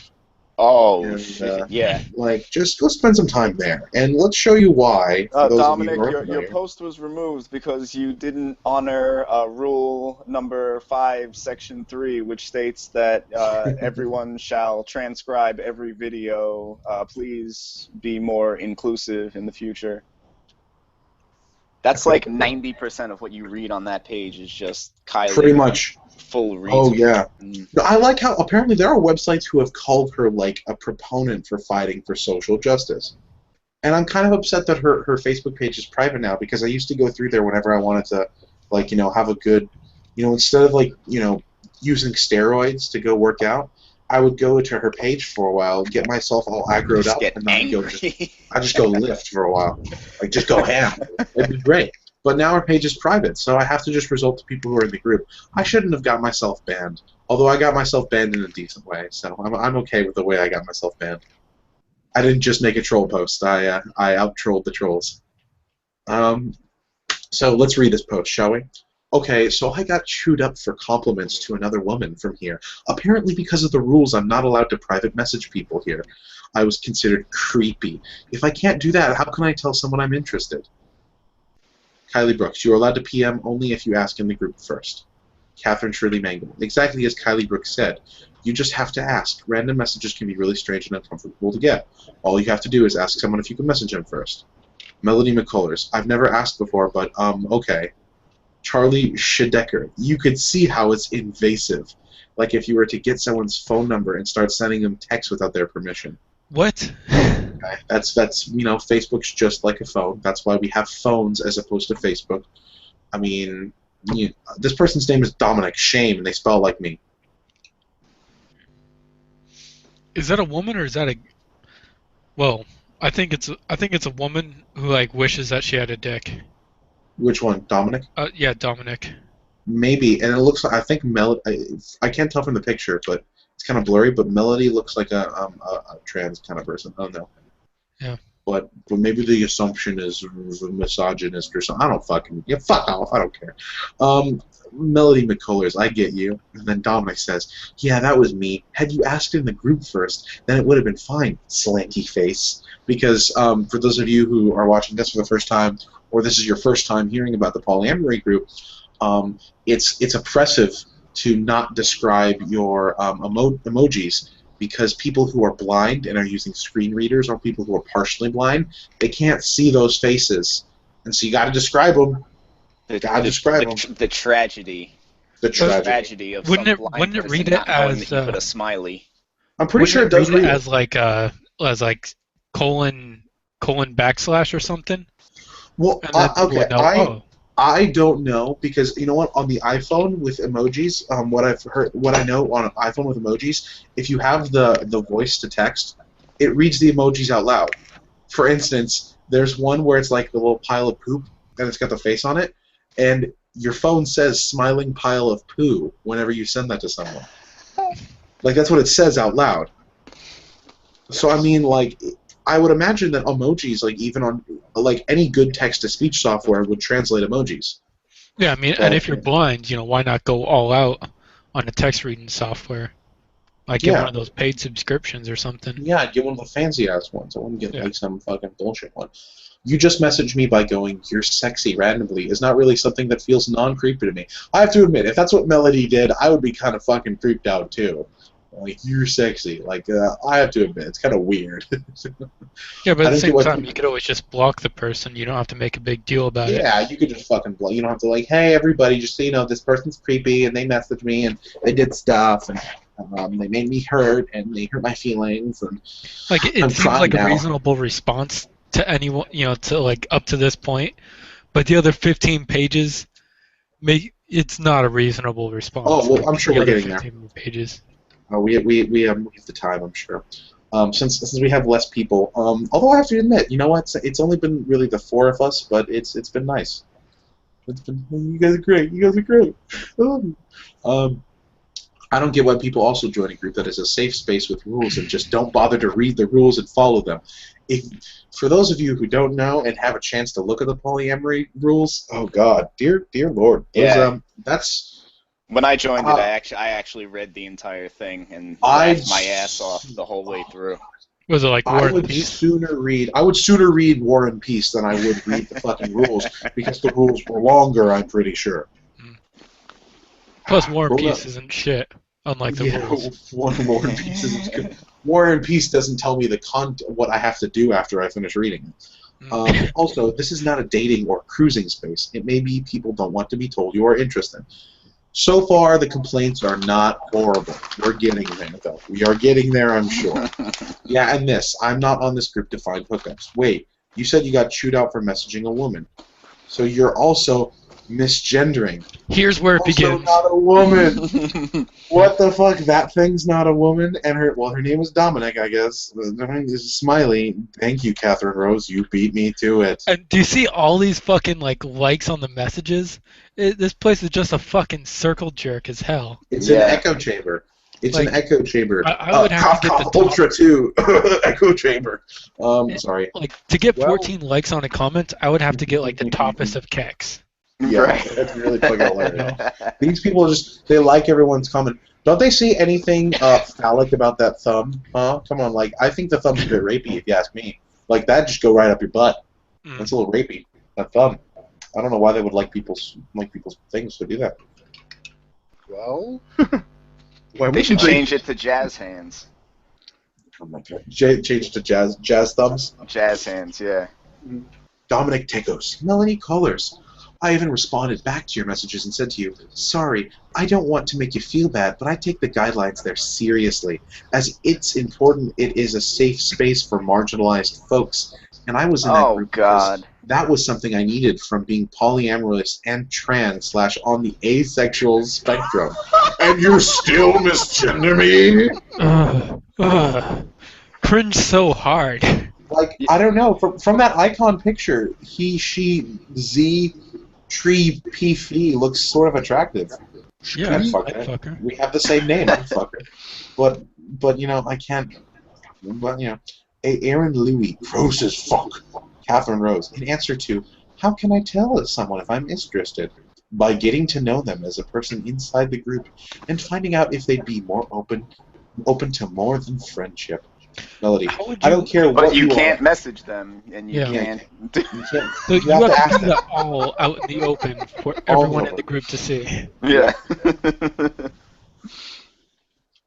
I don't care what you are. I like all people, trans, bi, girls, and guys. But yeah, I read it and saw the rules after I opened the page up again after talking to you, and yet I still posted it regardless because that's how I felt about it. This person seems pretty stupid too. I don't know who they are, but I think they're just an idiot.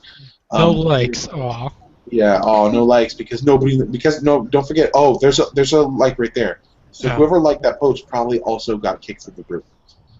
That's another thing they love to do. They like to kick people who like things they don't agree with. Oh yeah, I saw that. It was likes are that important. Likes are that important. I don't care what you are. I like. Oh, and I already did that. Feelings, nothing more than feelings. Like every SJW has, and all their things are feelings, and all the rules are based off how I think you feel. Misgendering someone. Feels for reals. Misgendering someone like this means you don't fucking respect trans people, you oppressive shitlord. And I am not wanting to hook up. I'm looking for a relationship, something real with someone just so happened to like you, period. But yes, I read the rules and I understand. You said you're trans, you are mentally a woman by definition. Sad face. Wanting a relationship would involve getting to know someone. I am really shocked, I tell you very straight up, that I am trans in a PM. And then you call me a woman. That's so disrespectful and rude. Sure, PMing me doesn't bother me. No need to ask. Just tell me who you are and what you want. It sounds like this person's holding her for ransom. Please just tell me who you are. What do you want from me? I'm not male to female trans, so no, I'm not. Again, wanting relationships involves getting to know people. You haven't done that. Just going in saying you're sexy is not the way to go about finding a relationship. I agree with that. That's not how you do it. Well, but sometimes it could work. Yeah, I guess. I don't know if I would spell it that way. Yeah, probably not. Probably not do it that way.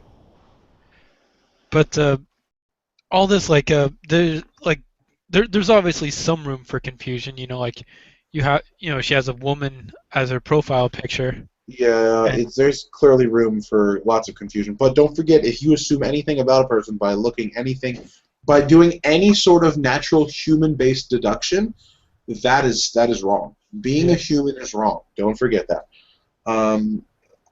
You said you're trans. You are mentally a woman by definition. ... Then what are you? Oh, and then here's where they tag all the admins like the little beta faggots they are. Could you imagine if we did that in our group? Like just everybody, Craig, Dominic, Glebs, everybody, come here, please help me. I'm being oppressed. That's like all the admins, right? Admins assemble. OMFG. By the power of patriarchy, I have the privilege. Melody McCullers, bye. And that's where the thread should end, right when Kylie Brooks cut her out. It's like bye. That's where it should end. But they always go passively. Pages. They go passively aggressively on for a long time. I know them. They're passive aggressive people. Melody McCullers has been removed from the group for being trans antagonistic.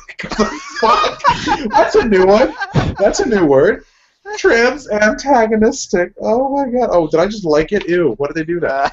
Cherokee. Make it go away. You're gonna get the SJW disease. Oh god. Okay, this has all gotten a little wild, Melody. Please just drop this and move on. And Dominic, sorry you've had to go through this. Jim Bob is a total cuck. I've watched him on several of these threads. Hey, I'll be honest, besides wanting to totally face fuck the very small icon I can see on Dominic, I'm upset that we share the same name and the same spelling. If I'm trans and my biological sex is female, then I do not identify. Oh, she is a female. Okay, I'd face fuck her then. Then I do not identify as my biological sex. Then I am not a fucking woman. If you don't know, ask. I identify as male mainly, but I prefer to use they and them pronoun. If you identify as male, baby, I am gay as fuck. Then pronouns toward me and do not feel comfortable when people refer to me as female, woman, girl, lass, etc. Who the fuck uses lass anymore? Yeah, maybe like an old Irishman. Like, oh, come here, lass. Let's get Craig in here. Maybe Craig uses lass. Craig, yeah. He's Scottish, right? Come on, lass. Kylie Brooks, Jim Bob. Wait. Oh God, what did he do? A little while. Melody, please just drop this and move on. Let's see. It's not that simple. Please read this to get an idea of what misgendering feels like. Yeah, they're acting like someone standing near a mic. Their face is harder to feel out. Thanks, they're acting Kylie like Brooks. misgendering someone's the same as running Murdering over a cat. Yeah, even I think it's worse than that, dude. Oh yeah, it would be like gouging out their eyes and ears with a spoon. Be like, oh, I'm sorry. They just take so much offense to it. It's ridiculous, and yet she's using a fucking woman, a picture of her as a woman, on the as her fucking profile picture. Jim Bob broke a rule, and nobody called him out for that. By the way, I noticed that. What rule did he break? You're not supposed to call someone by just their first name. You have to call them by their full name. That's a rule too. What are they? They're also apparently champions of etiquette too. You don't God damn.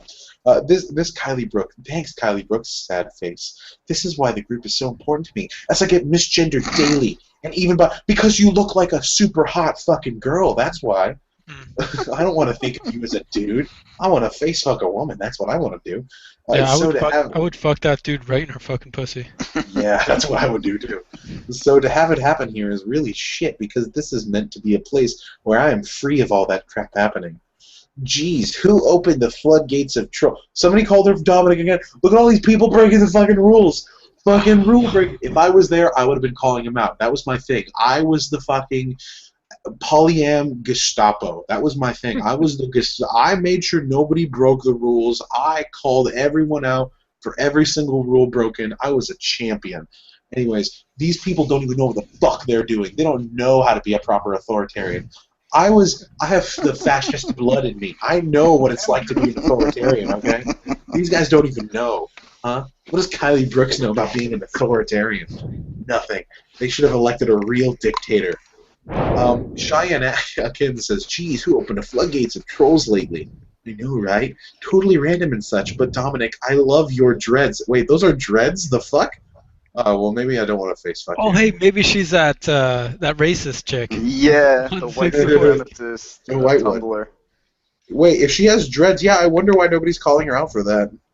Can we try to remember to use people's full names, please? I know I'm often guilty of forgetting with people I'm close to, but it's confusing for newer folks if you don't use full names all the time. I'm so upset. You're Gaily. What does that mean? The fuck? I'm gonna Google this. Is that a word? What's word? the word? Fuck. You're Gaily? Nope, not a word. What is Burgelli? No, you're Gelly. What? You're Gelly. Yuri Geller. You know this. Two people like that. What the? Yeah, two people like that. They know what that means. They have the Newspeak dictionary, so they know what it is. This thread. Ugh. This thread. Oh my god! Don't forget their bingo cards. I'm pretty sure a lot of bingo cards.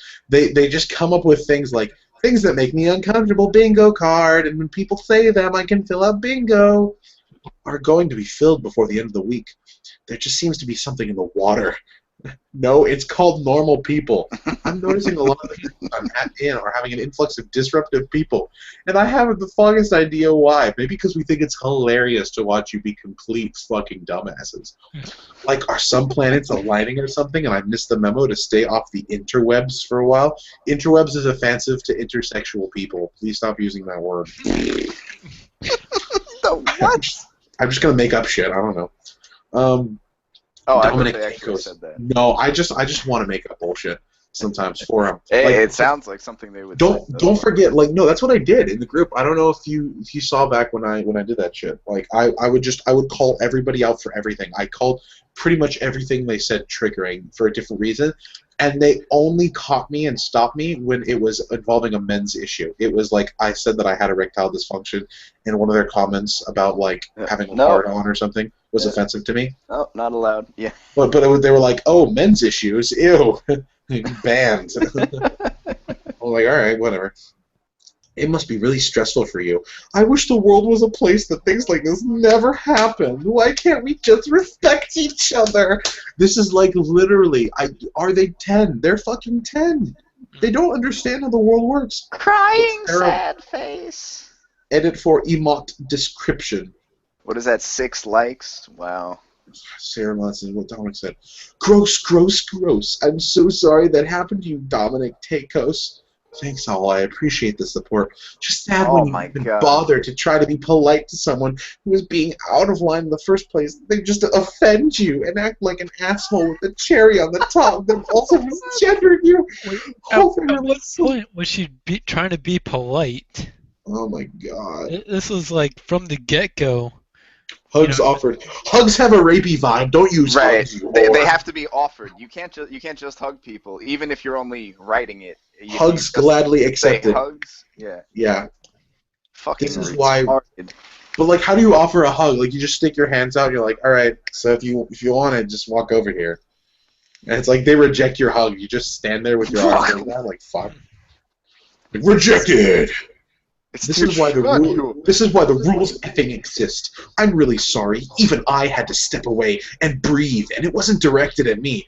Oh, you egotistical piece of shit. No, you didn't. I can't even right now. Dominic Takos, I'm sorry it upset you so much too, Aaron Louis. Now everybody's just apologizing to everybody else. Like, oh, I'm sorry you got hurt, and you were triggered, and you got triggered. I'm so sorry we were all so triggered. The whole rest of the thing, bullshit. Thread is just going to be this touchy. I'm just waiting. I'm waiting for Kylie Brooks to make this about her and black rights or something, black transgender disabled rights. Like somehow she was really affected by this. I'm waiting. It might happen because she's super narcissistic too. It's absolutely not your fault. I'm just dealing with a weird thing with someone in my real life right now. With respects to misgendering me and trying to figure out what to do. And because they are in my real life, it's weird.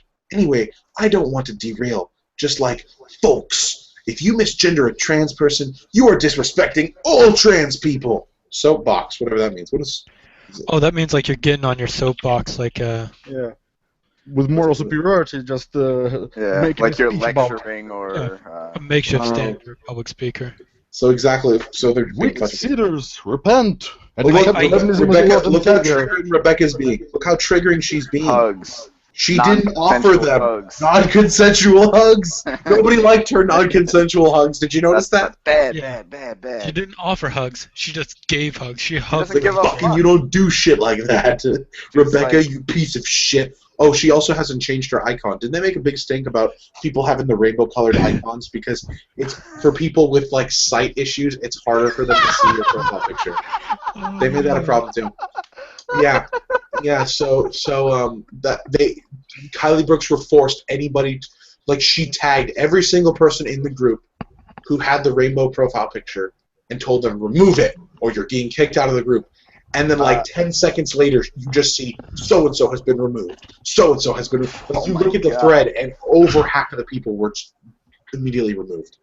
To the I gas don't understand. chambers. I don't understand how there's still like 2,000 people in that group. I mean, most of them don't post, I guess, but most of them are active. And I guess that's the only way to avoid being banned is to not be active. I have real life people do it to me all the time, and I get irritated by it all the time. 10 angry at myself for not saying something, and then when I do get the courage to stand up and call it out, they still mess up and do it again later down the line. It's annoying to say the least and upsetting. I kind of don't want to even say anything to people now because I feel less bad about being misgendered by those I haven't already attempted to ask not to. Well, no, but she looks like a hot woman, you know. She does look like a hot woman. Like at some point, you gotta know. You gotta know that there's some confusion there, obviously, because she looks like a hot fucking woman. Like if she like cut her hair real short and like started wearing like men's clothes, you know, like then people would probably stop. Yeah. But can we be sure that she is Z isn't a troll who's following your steps, Dominic? Maybe the name is. You know what? I'll be honest. I think it'd be hilarious if Kylie Brooks turned out to be a troll, and such an ultimate troll, like that. Like it just fooled everyone into thinking this about them. You know. Deep undercover. Yeah, like so undercover they. Well, I really hope somebody can get undercover and become an admin of that group. Oh. Because that'd be so great. That'd be like an undercover cop, like accidentally becoming like head of Russian mafia. Yeah, like that'd be the best thing I'd ever see in my life. All right, here we go. Dominic Takos. I can relate. I've given up on reinforcing my pronoun choice because either A, people get upset when they mess up, no matter how gently I remind them, and B, a lot of people don't make the effort until I physically threaten with this.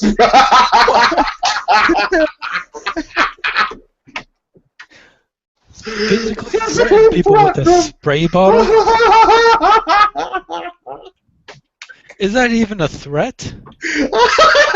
What are they, your fucking pet bird? I'm gonna fucking spray you with some water if you don't stop. Oh my god. These people are so fucking delusional. Yeah, is that why next thing you know, Obama administration's gonna start placing bans on spray bottles, like because they're violent. Yeah, so like only 12 fluid ounces is gonna be like banned. You have to be like 8 or below, because otherwise that's too much water. You could spray too many people without reloading. 8 ounces or below. So, Aaron Louis, so tiring. Aaron Louis, for me, I don't even know what to do because I guess I'm a demi-woman.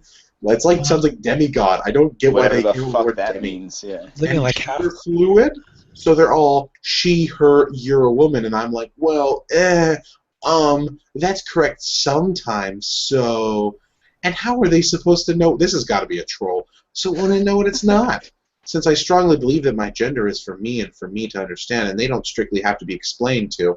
So I'd rather just keep quiet instead of getting to the point of like, you don't make sense or whatever. Sam, yeah, it's they that don't make sense. Where is the love? He got banned. What do you? Yeah, he got banned. We're about to find out. So did Shiloh. We're about to find out what happened to these two people. I agree. Where is the love? What I means is, Where is compassion and understanding that as human we all make mistakes? After she was told not to be in the inbox, what should have happened was her saying, okay, my bad, won't happen again. Then it should have been, no problem, just know you have been warned, then I'll move on. Because looking at someone's pictures, if they look like a woman, I may say woman. Why is it so sensitive, I guess, is what I'm wondering. No, I don't want to be called something I'm not, but I won't stone someone for it. I will correct the ignorance and move on. Knowledge is power. And if they don't, or oh God, it's coming. That's why. Don't know or can't tell, where is the love and compassion? Simply explain and move on. Love and freely agree to disagree. You're tone policing, Shiloh. Also, seriously, what the fuck is up with you saying, looking at someone's picture, if they look like a woman, I may say woman. I already posted a link explaining. This is Kylie Brooks' woman voice, by the way. See, what is a tone police? Kylie Brooks, but it's okay for several people to jump on to argue this point between this two? I'm so confused. Catherine Rose, if all they had said was my bad, it probably wouldn't have been an issue. The message that is, being misgendered is seriously traumatic and shouldn't be defended. Everyone makes mistakes, but we also need to learn from them. This was not an example of learning. This was neglect, plain and simple. I am Kylie Brooks' ultimate female. Because that's human nature. If someone quacks, I'm not sure why I would say pig. If something quacks, I'm not sure why I would say pig. Neglect is not simply a mistake. Wow, that's super fucked. Not wanting an argument, I just really want to understand. And now you're being neglectful, Shiloh. Bye. Catherine Rose, like some people are trans and choose not to transition or can't. It's up to us to respect people's gender, not what we decide it should be. Wait, people are trans but choose not to transition at all? The whole, yep. Huh? The word trans means... I don't fucking know. Whatever the fuck they want it to That's exactly what it means, like... Yeah, like, if you're transgender, that means that you're transitioning your gender. Oh, God. My brain... Oh my, I'm starting to... Like, it was funny at first, and now I'm starting to get sad. Yeah, I know. Like I said, this is the mental equivalent of eating glass. My brain really hurts. Like, some people are trans and choose not. Okay, we got that. What Catherine Rose said. I am one of them, and you are saying I'm a man. No, I am not man. I am woman. Look at me, Kylie Brooks. My long, ferocious beard shows you how womanly I am. Danny A. Lee, Shiloh, what the fresh hell? What the fuck does that mean? This is the same person who earlier said, what was it they said? You're killer. The fuck does this person know what they're... I don't think they... I'm so confused. So are you telling me no one here goes to the grocery store and says, thank you, ma'am? And he says, I am a man, not a woman. It's a mistake. Then she said it didn't matter because she likes trans ladies and men. I guess I'm just wondering what the confusion is. Please break it down. So want to know. No, you can fuck off now. Shiloh. No, bye, cis-sexist, neglectful asshole. This is the second time that Kylie said that she was going to ban someone.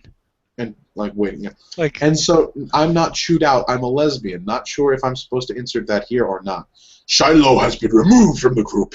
They have been here since August 1st, 2014. Oh, shit, that's super important. Look at her. Look at her authoritarian glare as she removes someone who's been here for a whole fucking year. I'm not sure what being a lesbian has to do with this topic. Oh well. Fucking wow. Fuck these people. Fuck this thread. Rage. Fucking. Sarah Manson, sigh. Have vodka. Image. SWAT bot pulling up a sign saying, yes, fun allowed. What? Danny Lee. So are you telling me no one here goes to the grocery store and says, thank you, ma'am? I don't, or try not to. Gender-neutral terms, they're awesome. Aaron Louie, I need a whiskey. Vodka and I don't get along. Sarah Melanson, yeah, simple thank you suffices. Robin Phoenix Kiskipuska. In response to these trans antagonistic jerks flooding the group today, I have made a meme. Elmer Fudd, holding a rifle with his finger on his mouth. Text reads, shh, be very quiet. I'm hunting cis scum. Fucking stupid. So he's the first person to think of die cis scum. Good for him. Yeah, good meme. Good memeing. Good memeing, Robin. Good memeing. Catherine Rose, I need vodka and sriracha. What? Ew. Gross. Yeah, that's a thing? Other fixing for a Bloody Mary? Why would you put sriracha for Bloody Mary? I mean, just tomato juice, right? Just tomato juice and vodka and Tabasco sauce. Tabasco. I guess sriracha is like a Tabasco, right? Yeah. Yeah, I guess. I've never heard of anyone using. I just don't think a Bloody Mary even tastes that fucking good. Like, you know what? The only thing I like with my vodka is like, have you guys had Snapple and vodka? Oh, that's pretty good. Yeah, like some fruity stuff or like some really like sweet stuff like Red Bull. Yeah. Yeah, Red Bull and vodka is great because like you get really mellow and then you get pumped from the Red Bull. Yeah. I mean, yeah, like some like fruity flavors or like orange juice or something. Yeah, no, that's good. Yeah. I like fruit and well, I guess tomatoes are fruit. We're being trans. You think tomatoes are trans fruit? Like it transitioned from a vegetable to fruit. It's vegetable to fruit. Yeah. Yeah, I guess. Or what about trans fruit? Well, I mean, I think it would be offensive not to drink vodka with milk. You know. Why? Oh, because milk. You know, like if the milk identifies as a fruit, we shouldn't exclude it. Yeah, if the items identify as fruit-based substances, we should drink our vodka with it. Yeah. Ooh, I do like Bloody Marys though. This is where they all talk about how big of alcoholics they are, right? Mine take a whole grocery list to make. It's been a while, so I get the joy of taste testing. My motto is drinks, be sweet or go home, cat face. Don't forget to boogie down. I agree most of the Why are they still on this thread? Except Bloody Marys, those get to be spicy as hell. Heck yeah, kick band boogie. Also, I'll be drinking a Moscow Mule or some scotch. I admit I make mistakes. That's actually, Moscow Mules are great. I admit I make mistakes from time to time, but I try to correct myself immediately and apologize if I'm with the person I'm referring to. Changing language habits is hard, but I think if we try and continue to try, we'll get there. TBH, if in doubt, I'll either ask if they have a preferred pronoun or just use their name. It doesn't seem like it's that difficult. Though I've also lost count of how often I've had to educate people on various pronouns. If I call my oh god, what? No, whoop. This sets off a little bit of a red flag. If I call my owner. Yeah. My owner. This isn't just your regular SJW bullshit. This is deep SJW bullshit. If I called my owner. What does that even mean? My owner? What the fuck? It means I can only assume that by their picture they're some sort of wolf kin. Are they? That's what I was just gonna guess. Are they like dog kin, so they have an owner? Fucking weird. I'm getting really scared now. Where are we going with this? Wow, a lot of people don't seem to read the rules or get that they are rude and hurtful when they don't. Wait, what? What? Others support and a brew to anyone upset by this. Thanks again for the support. Dominic just keeps coming back in. Thanks for the support, guys, but you should stop fucking saying words. I really appreciate it a lot. Cheyenne Atkins, I've been using dating sites to develop the social habit of asking for pronouns when I learn someone's name. So far, so good. I forget in person sometimes, but I immediately remember that I want to be doing that, so I can ask a couple of sentences later. Oh god. Wait, how does someone... This person got banned. We're about to find out why. What? How does someone who has a problem with people just randomly messaging them go on a dating website and randomly message people? Who knows, man? What are your pronouns? What are your pronouns? What the fuck are you talking about? I'm a dude, can't you tell? No, but I didn't want to assume. Like, why not? I look like a fucking dude. What's wrong with you? Why wouldn't you... That would be transphobic. On your profile, and you look like a dude, it's safe to assume that you're a dude. Let's see. Let's continue. Someone else got banned. This person got banned. We should play a... hold on. Okay, before we read the full comment, let's play Why Did Lola Get Banned? The game. I say Lola back-talked against the admins. Said something trans-antagonistic. Got it. What do you... Finn, do you have any other possibilities? I think for being a normal human being and trying to apply logic in some way. Glebs, what do you think? I like your Kylie Brooks. Please do not bring different dictionary definitions, by the way. Glebs, are you there, buddy? Nope. Sorry, my microphone was off. Oh, Sorry. it's okay. Yeah, what do you think? Why do you think Lola's going to get banned? I don't know about. No idea, actually. It's too crazy to be predictable. Let's find out. Wow, this thread was very interesting. First off, I do not mean to offend anyone, which means you're about to get banned. And anyone, so please, which I'm sure you all will, lol, correct me if I do. Language habits are often hard but not impossible to break. Awareness in education is key. I think the last person was honestly being inquisitive, but unsure of how to word their confusion.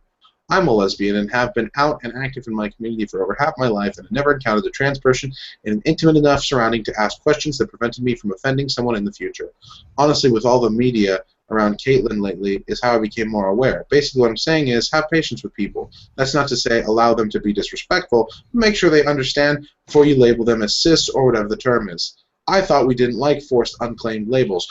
Oh no, you just said something logical, and I believe Finn wins that. I think Finn might be right. Well, wow, she might also backtalk. She might also backtalk someone. That's true. So we're about to find out. I could be right too. Why? Here we go. Lola Thompson. First off, I do not mean to offend anyone. Intention is not magic. Think in terms of impact. No, offense is never given, it is always taken. So you need to stop taking offense, you piece of shit. The rest of your comment all says, I don't want to be labeled as basic things I am. Don't label me about my hair color, my expressed sexual orientation, even if I tell you what it is. Don't label me. Also, justify yourselves, trans people. If you can't educate me in the manner to which I'm accustomed, then I don't have to listen to you. Nope. P.S. Read this. Aaron Louis.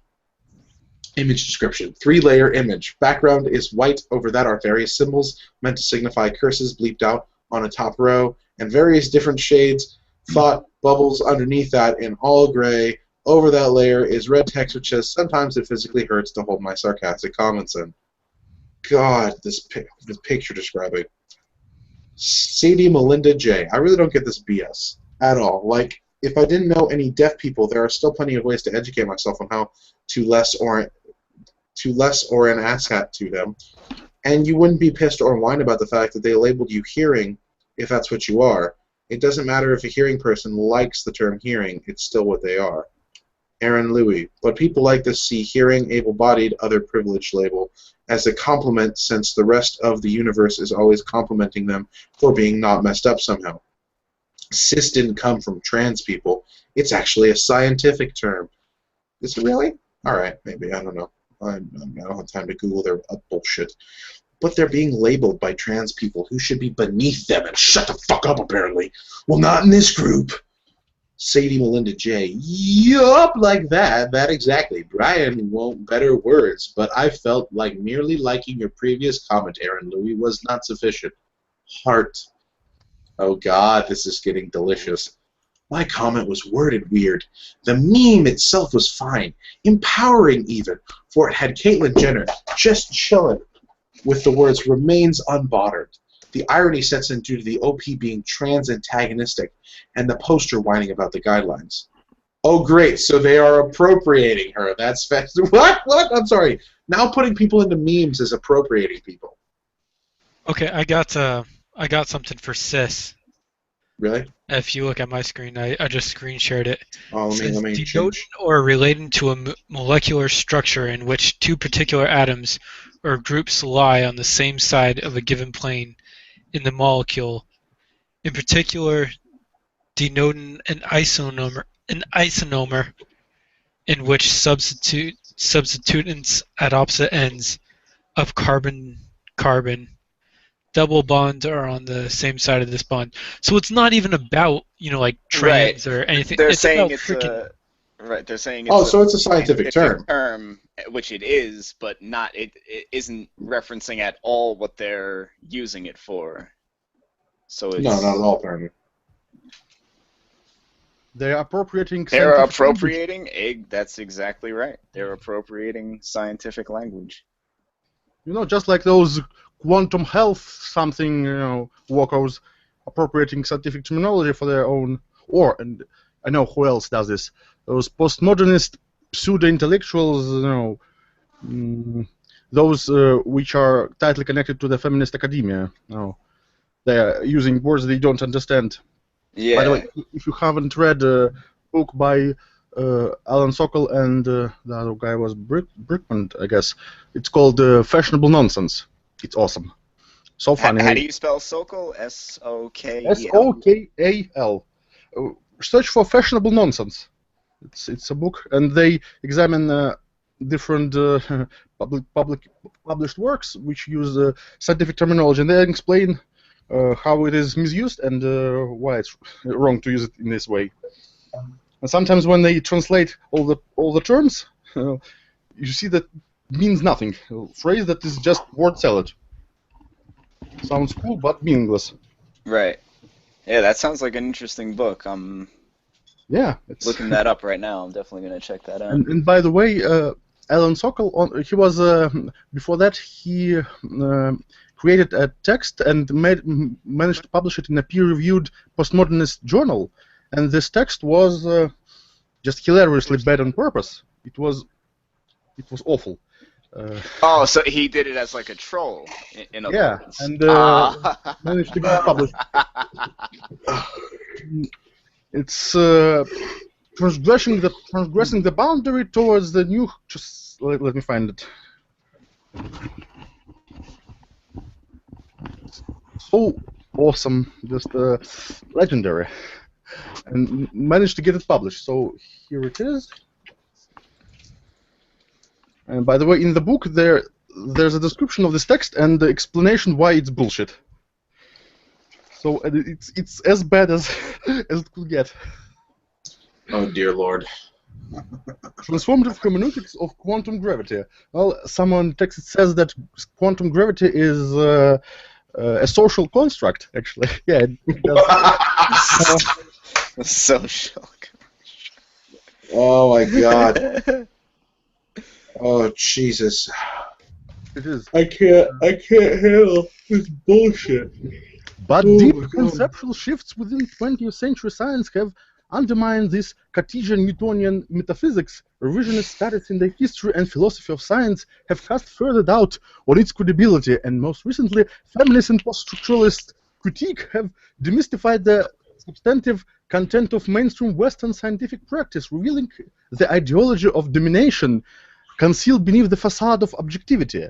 It has thus become increasingly apparent that physical, quote-unquote, reality, no less than social, quote-unquote, reality, is at bottom a social and linguistic construct. The scientific, quote-unquote, knowledge, far from being objective, reflects and encodes the dominant ideologies and power relations of the culture that produced it.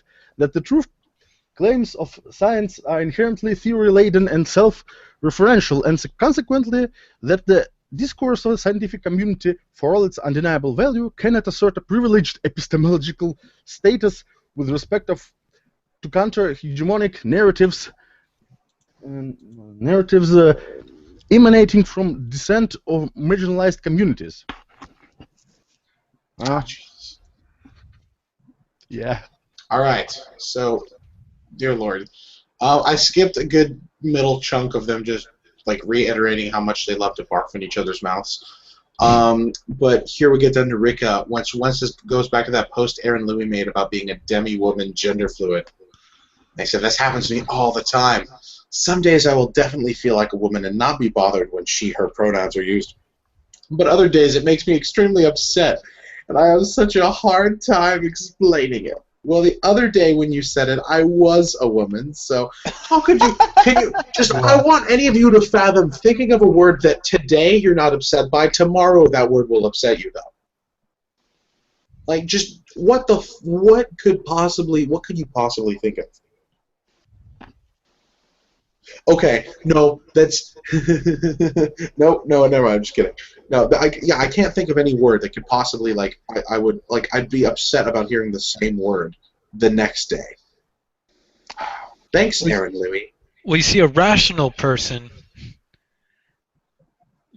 wouldn't, like, they'd probably understand, like, because that's their life, that's their reality, like, they change and all that, and they expect everyone around them, to be like on the inner circle of what's going on in like the intimate details of their life. Oh yeah. And that's just insane. Because there are a lot of them are they're narcissistic, and they're also antisocial, which means they only expect to have like 3 or 4 people in their life at all. They think the rest of the world just doesn't exist. They ignore that the rest of the world exists. And so they think that among those 3 or 4 people, that all of those people must know everything about their lives. And all of a sudden, when they come in contact with another human, they get confused because they're like, I'm not used to, what does this mean? I don't understand. But this is where it gets really good. Bear Silver is, I think, even crazier than Kylie Brooks, in my opinion. Is that another admin? Yeah. Thanks, Aaron Lee. Lola Thompson. The fact that you find this thread so interesting sickens me. It's been a display of just how fucked the world is to trans people, and you find it interesting. Some of us find it life or death. Fuck you for trivializing our lives. Say goodbye.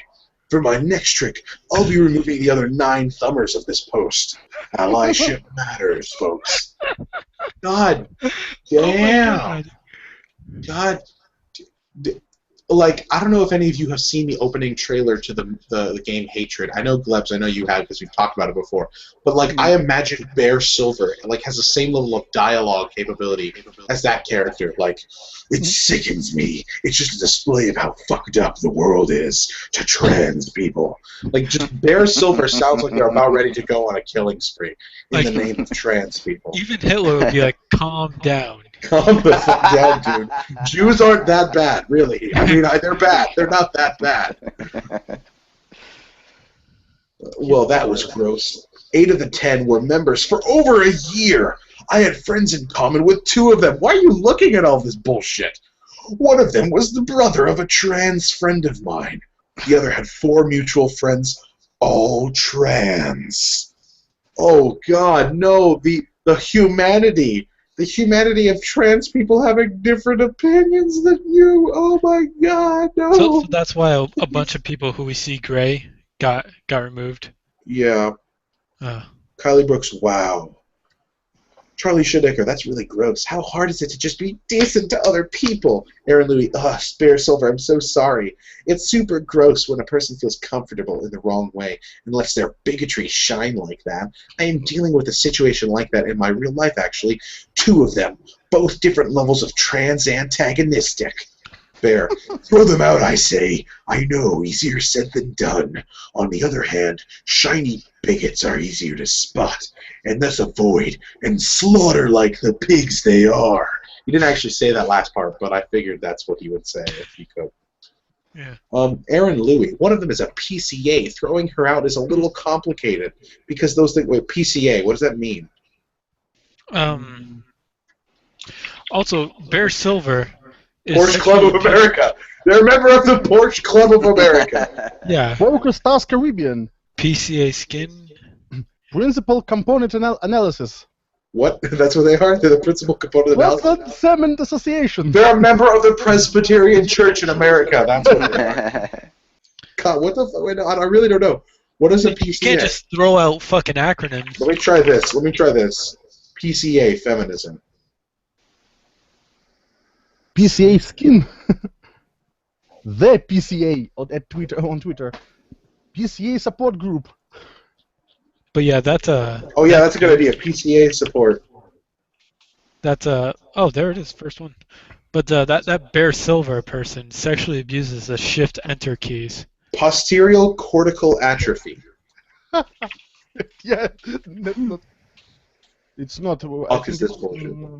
I think that's heart failure. Benson syndrome. It's a form of dementia. Oh. So she's so she's upset because a person with dementia doesn't know what trans fucking. Yeah, look at all those lines. Like, do you need to start a new line every single fucking sentence? Oh, God damn it! This has been my friend for so long. For a lot of shit, it was one of my only cis gay friends. You can imagine things he might have said because I'm trans, but he has a "you're one of us" feeling with me. Barf. I need to sit him down because A, he has other trans friends, and B, I know him, and if he's called out, he will take the call out. But time-wise, we haven't had the time. I need to sit him down yet. Bah! I'll tell you how those things go, though. Please do, and good luck. God damn it. Don't address me by my first name. We are not buddies. What did he say that? Oh, who addresses this person by their first name? I want to know that. Nobody did that. They must have deleted their comment. Fucking did that. They must have deleted their comment or something like that.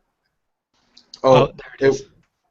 Michelle Steiner, you are specifically being transphobic by asking like trans people who say cis, which is most trans people, and cis scum are not allowed to self-determination to do because that's not respectable. That's tone policing, transphobia towards other trans people, and respectability politics. Lynn Kitty Frey, trans person to trans person, thanks. Can you please read some of this post where I wrote about the Arctic access barriers presented for some visually impaired people by the flag filters created for Facebook using pics? Michelle Steiner has been removed for their behavior in this thread. They've been here since July 10th, 2015. Whew, thank you. What the actual fuck? Cannot believe a trans person just had that argument with me for the past 2 hours or whatever. Unreal. It also looks to me like Michelle Steiner deleted some of her comments that were more inflammatory, unless it's my Facebook glitching again. It seemed by the end of the conversation she regretted saying some of the things she said. Sorry if it took me so long to see this. Fuck. I'm still trying to recover from the weekend, so my brain is softer than usual. What the? Okay, that's some creepy fucking serial killer shit. I feel like there are a couple people here that still need to go from this thread, but I can't figure out who they are. Any help? Lola Thompson and the other people who like the OP. Bear Silver, I think Lola Thompson started that whole deluge by bumping the thread with some bullshit. Wow, I don't know. I just love everyone comment, which then alerted Michelle Steiner to the thread. Ew. Asking about the perpetuation of an us versus them mentality is also harmful. It's not. Oh, here's some of the Michelle Steiner for comments. And it's not the oppressed people. I literally joined this page yesterday, and I'm pretty sure that asking a question is nowhere near the same level of you are shit stains on the face of humanity and you are disgusting. Fuck you. Aaron, because that's her quoting somebody else saying that. That's what's funny. Somebody else in the group has said that before. Also, admins Lola Thompson like the OP, which is vile. I hope people who felt solidarity with the disgusting OP are removed. Michelle Steiner, maybe read the guidelines before posting and possibly lurk a bit to learn the norms of a group. This is a safe space, and you are ducking it up. Aaron Looney, tone police. I don't even care if this person agrees to the guidelines or not. Transphobic and oppressive. This is Michelle Steiner. I just got here. I should be able to say whatever I want with that consequence. Free speech because I'm not a trans. Down with trans people bothering me. This disgusting word cis and cis scum, but you don't know I might be trans. You don't know me. I will argue to death. Fuck the culture of the group. I'm here now. The queen has arrived. Bill Silver, I know you were already tagged, but I imagine stuff can get lost in notifications, so I thought I'd try again to see you were active recently. P.S. Be nice to me or you a bad example. Not sorry. Thanks to the groups for wading through my rage and spam. Michelle Steiner, I am a trans woman, and obviously with your understand your frustration. I did not read the rest of the conversation above the cartoon which I first referenced. It is clearly too early for me to state certain things in this group. I don't regard anyone as scum, whether I empathize with them or not, but that is a personal point that I shouldn't air. Again, trans people can still have internalized transphobia. Oh my god. I might ask why you're fighting so hard on the topic, but I'm really think about like they come up with all these interesting conditions. So internalized transphobia. So I'm sorry, like what? 0.3% of the globe are transsexual people, right? Like 0.3%, right? It's a very small number. Right. So of that number, how many of them are internalized transphobic? Like this is clearly some sort of epidemic for this person. Oh my god. Right, but I love how like they act like you should ask everyone like what their gender is or what their preferred pronouns are because 0.3 of the population apparently is. So now we have to assume that everyone is. It's like what everyone the fuck? Is. Yeah. But not 0.3% of polyamory. It's more like half of polyamory. Yeah. 102% of polyamory. And some of them change their pronouns every day or at a whim. Today I'm feeling more like a they're gender fluid. Yeah. So day to day. Your gender is fluid is leaking out. It's really more your oppressive attitude, beliefs, actions we care about, Michelle Steiner. You can be anything and also transphobic. Can other people tag other admins, please? Some people want to be ejected. Kylie Brooks, Sarah Morgan, Chrissy oh god. No, of course not. You were special, unlike any other bigot who came before. Oh, for fuck's sake, no one is saying you go around punching trans people. But to tell them they shouldn't say things like cis scum is harmful to them. So telling someone to not be an asshole is harmful to them? Okay. So I don't know all your actions, but I know that you've done one harmful thing. So telling people to stop being harmful is harmful. Got it. Jess Amy, Aaron Louis, this British girl has so much appreciation for your Python reference. Python reference? Where do they make a Python reference? Oh, like a Monty Python reference? Oh, probably. They don't. Sorry, I'm computer science, so I immediately thought Python reference. But no, they meant Monty Python. This spread is so horrible. Hugs, solidarity, fuzzy baby animals, and beverages of choice to... Oh, my God! Oh, they're really so childish. They need... Safe with Play-Doh and... God damn it. A video of puppies. Yeah. I'm transphobic. And not coloring books. Yeah. For the badass feminists. Right. God. But asking why it's okay to do that while being against misgendering means you put them on the same level. Michelle Steiner, you ask us if we're going to go on attacking each other and perpetuating an us versus them mentality. Reusing cis scum. That's not just asking a question. If you had asked why using cis scum is okay while being against misgendering, then you would have been educated about pushback. Plain and simple. And wait, did they just say posting is an action, by the way? So they claim that this Facebook group is them taking an action and a stand against something. Against some sort of something. Fucking bullshit. It's really more your oppressive attitude, beliefs, and actions we care about, Michelle Steiner. You can be anything and also transphobic. Can other people tag the other admins, please? Oh, this is just a repeat. This is a repeat one? It is a repeat one. What the fuck? Alright, well, at least we don't have to keep reading that. Okay, well, these terms are acceptable here, so there's no amount of love that will make that debatable. You love people but are a bigot. There's no love without respect. It's not a trans person's job to hold my hand and make me feel better with love and light woo-woo bullshit. It's my job to protect and support them, because being cis, I have the power to do so. They don't. I'll hurt some feelings. What? Step right up. Apparently trans people have no power. No power whatsoever. Their power levels are way below my power levels. It's a question of priorities. Maybe then we can first stop killing, abusing, and oppressing trans people. I do that all the time, you're right. I should stop killing people. Shit. You know what? It's my fault. I've been killing people my whole life. What are they acting like there's like some Holocaust of trans people? Like they're being murdered daily. It's like, what? You know, there's a claim that there was like one murdered every day, but it's like, okay, with the number of population, that would mean that all trans people would be dead within like a year. Right. Like they'd be dead pretty quickly. Like we wouldn't have trans people anymore. Right. Well, and who's to say that they're being killed because they're trans? You know. Yeah. Like, there's what if they're being killed because they're assholes? Chance, right. There's a chance. Yeah. There's a chance they're just being killed because whoever killed them is a murderer and they killed a bunch of people. Right. Like, I'm just waiting for, like, sorry. I'm just waiting for one of these, like, school shootings or one of these massacres to come along, and some guy goes and shoots up a ton of people, right? Ton of people. One of the ton of people he shoots is a transgendered person, and they say that's the motive. That was the motive. Right. Transphobia. That's exactly what it's gonna be. 12 people killed, 1 trans person and 3 women. That's what the headline will be. Yeah, it's like, oh, the rest were something. The rest were like men or something. Oh, I heard a Oh God, you think gender is a motherfucking game? You just noticed it. Yeah, I didn't notice until now. Oh. I've put it when the part where I said today I'm more feminine, like that. God damn it! Let's see. It's a question of priorities. We're almost done with this motherfucker. Jesus. It's a question of priorities. Maybe then we go to the killing thing. I hate you, bigoted assholes. You are shit stains on the face of humanity, and you are disgusting. Fuck you. Michelle Steiner and Lola Thompson, get the fuck out with your love and light and fake-ass solidarity. Anybody the fuck else? I heart you, Aaron Louis. I'm so impressed with how much you stand up. This is standing up. This is what standing up is.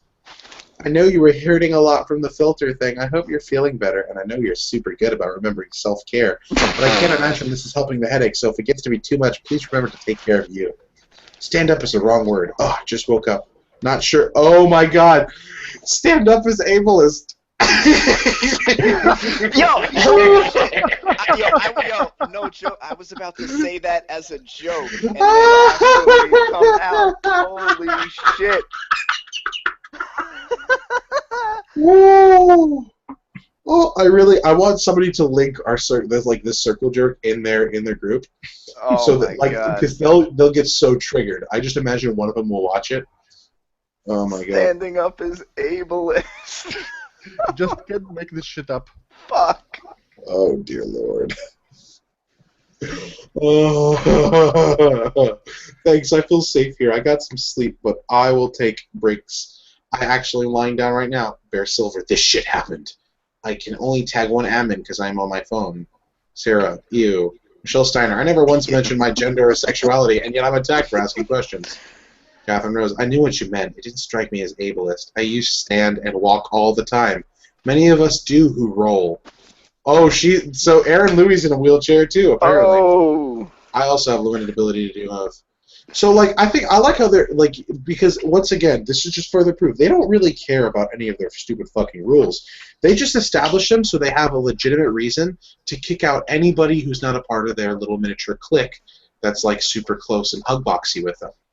Like, that's what they do. That's the only reason they have these rules. Catherine Rose is, like, a prominent figure there.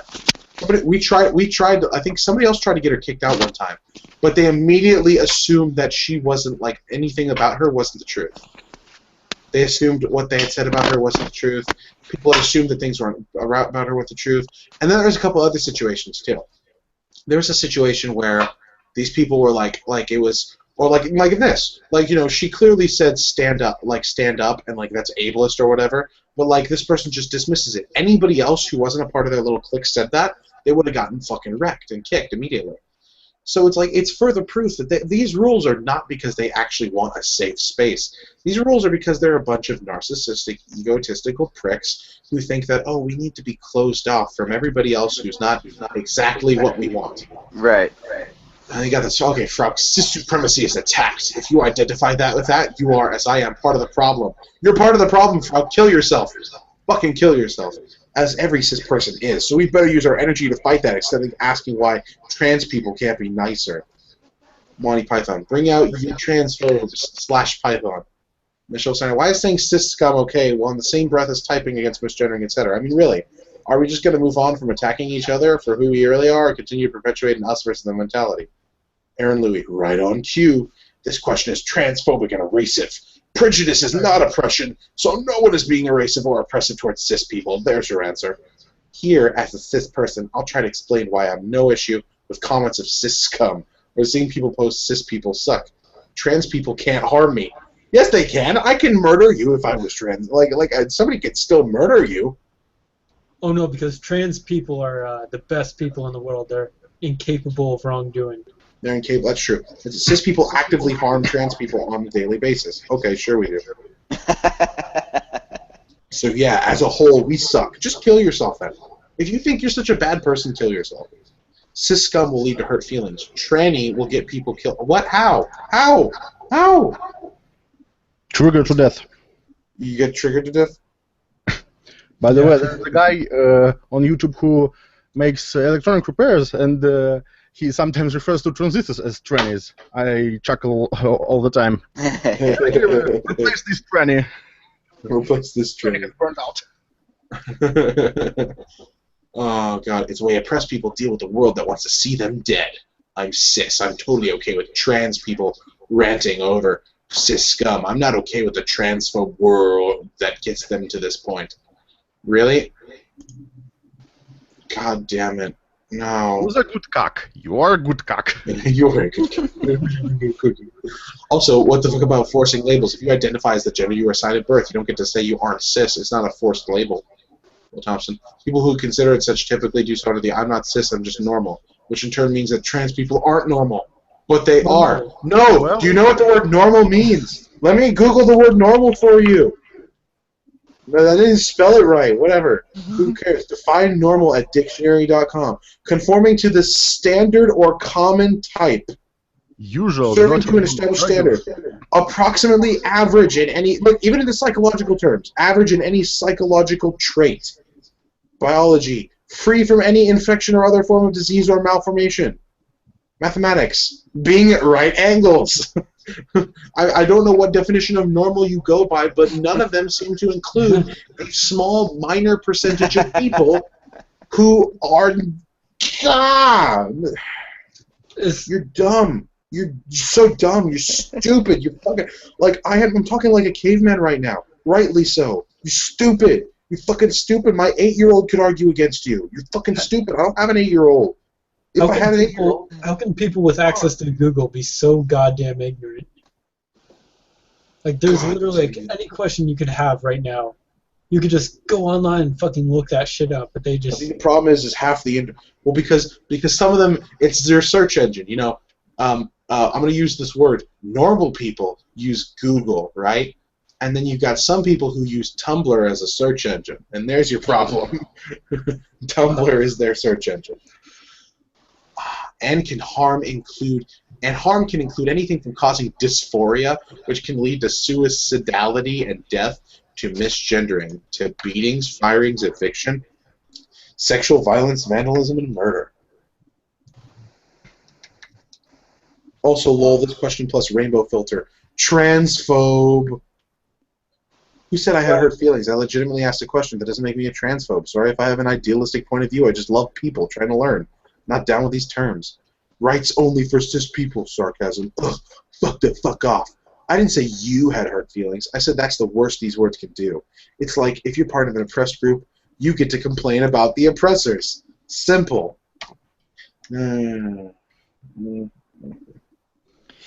Oh, thank you, Lou. Thank you once again, Lou, for posting this. I mean, you're a beautiful man, really. Oh, God. Oh, God. Well, you know what? We've hit a lot of topics. And my brain, you're right, that was chewing glass. That was literally chewing. Mental glass chewing. Oh, fuck! Fuck, people are like that. Those people are real, folks. Those people are real. Any last comments, last thoughts from you bunch? Nope. No.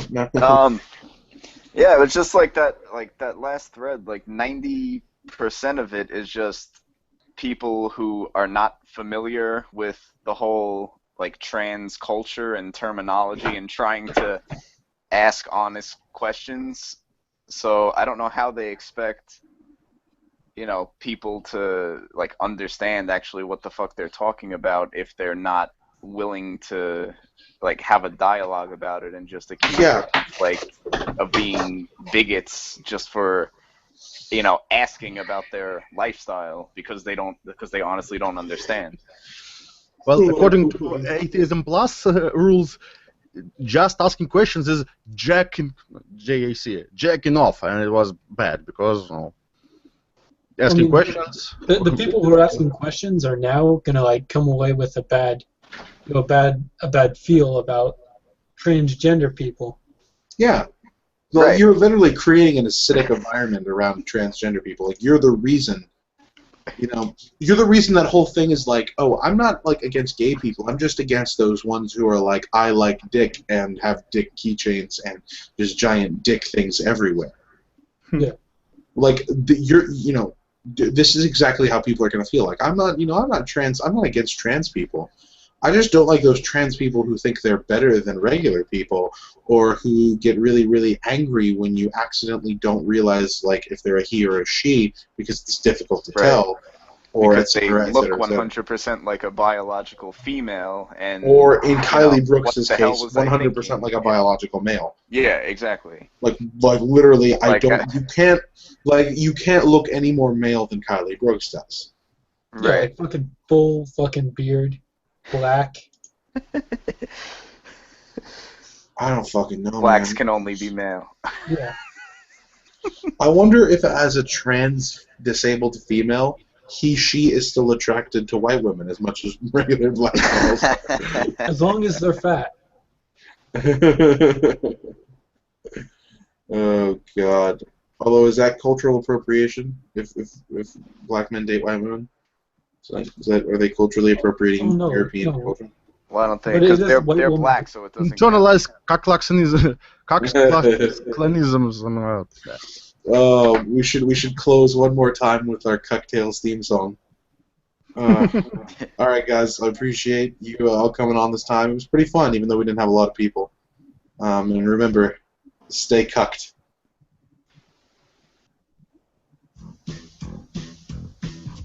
Wife swap like a hurricane in a cockbug. Racist white man's secret shame. It's a cockbug. They wanna see their wives nude. Getting real by third dudes. Cocktails, woo. Every day emasculation. Cocktails, woo. Watch my neighbor teach my wife to cocktails. I'm a stranger, just to cuck you. I'm at the sky, dear, can't hit fuck you. Know what to do, just be mommy, Jack cocktails, woo. Damn, I wish my dick was working, cocktails, woo. All I do is sit here jerking, cocktails, woo. Not pegging tails, not treading tails, no cocktails, woo. All right. See you guys next time.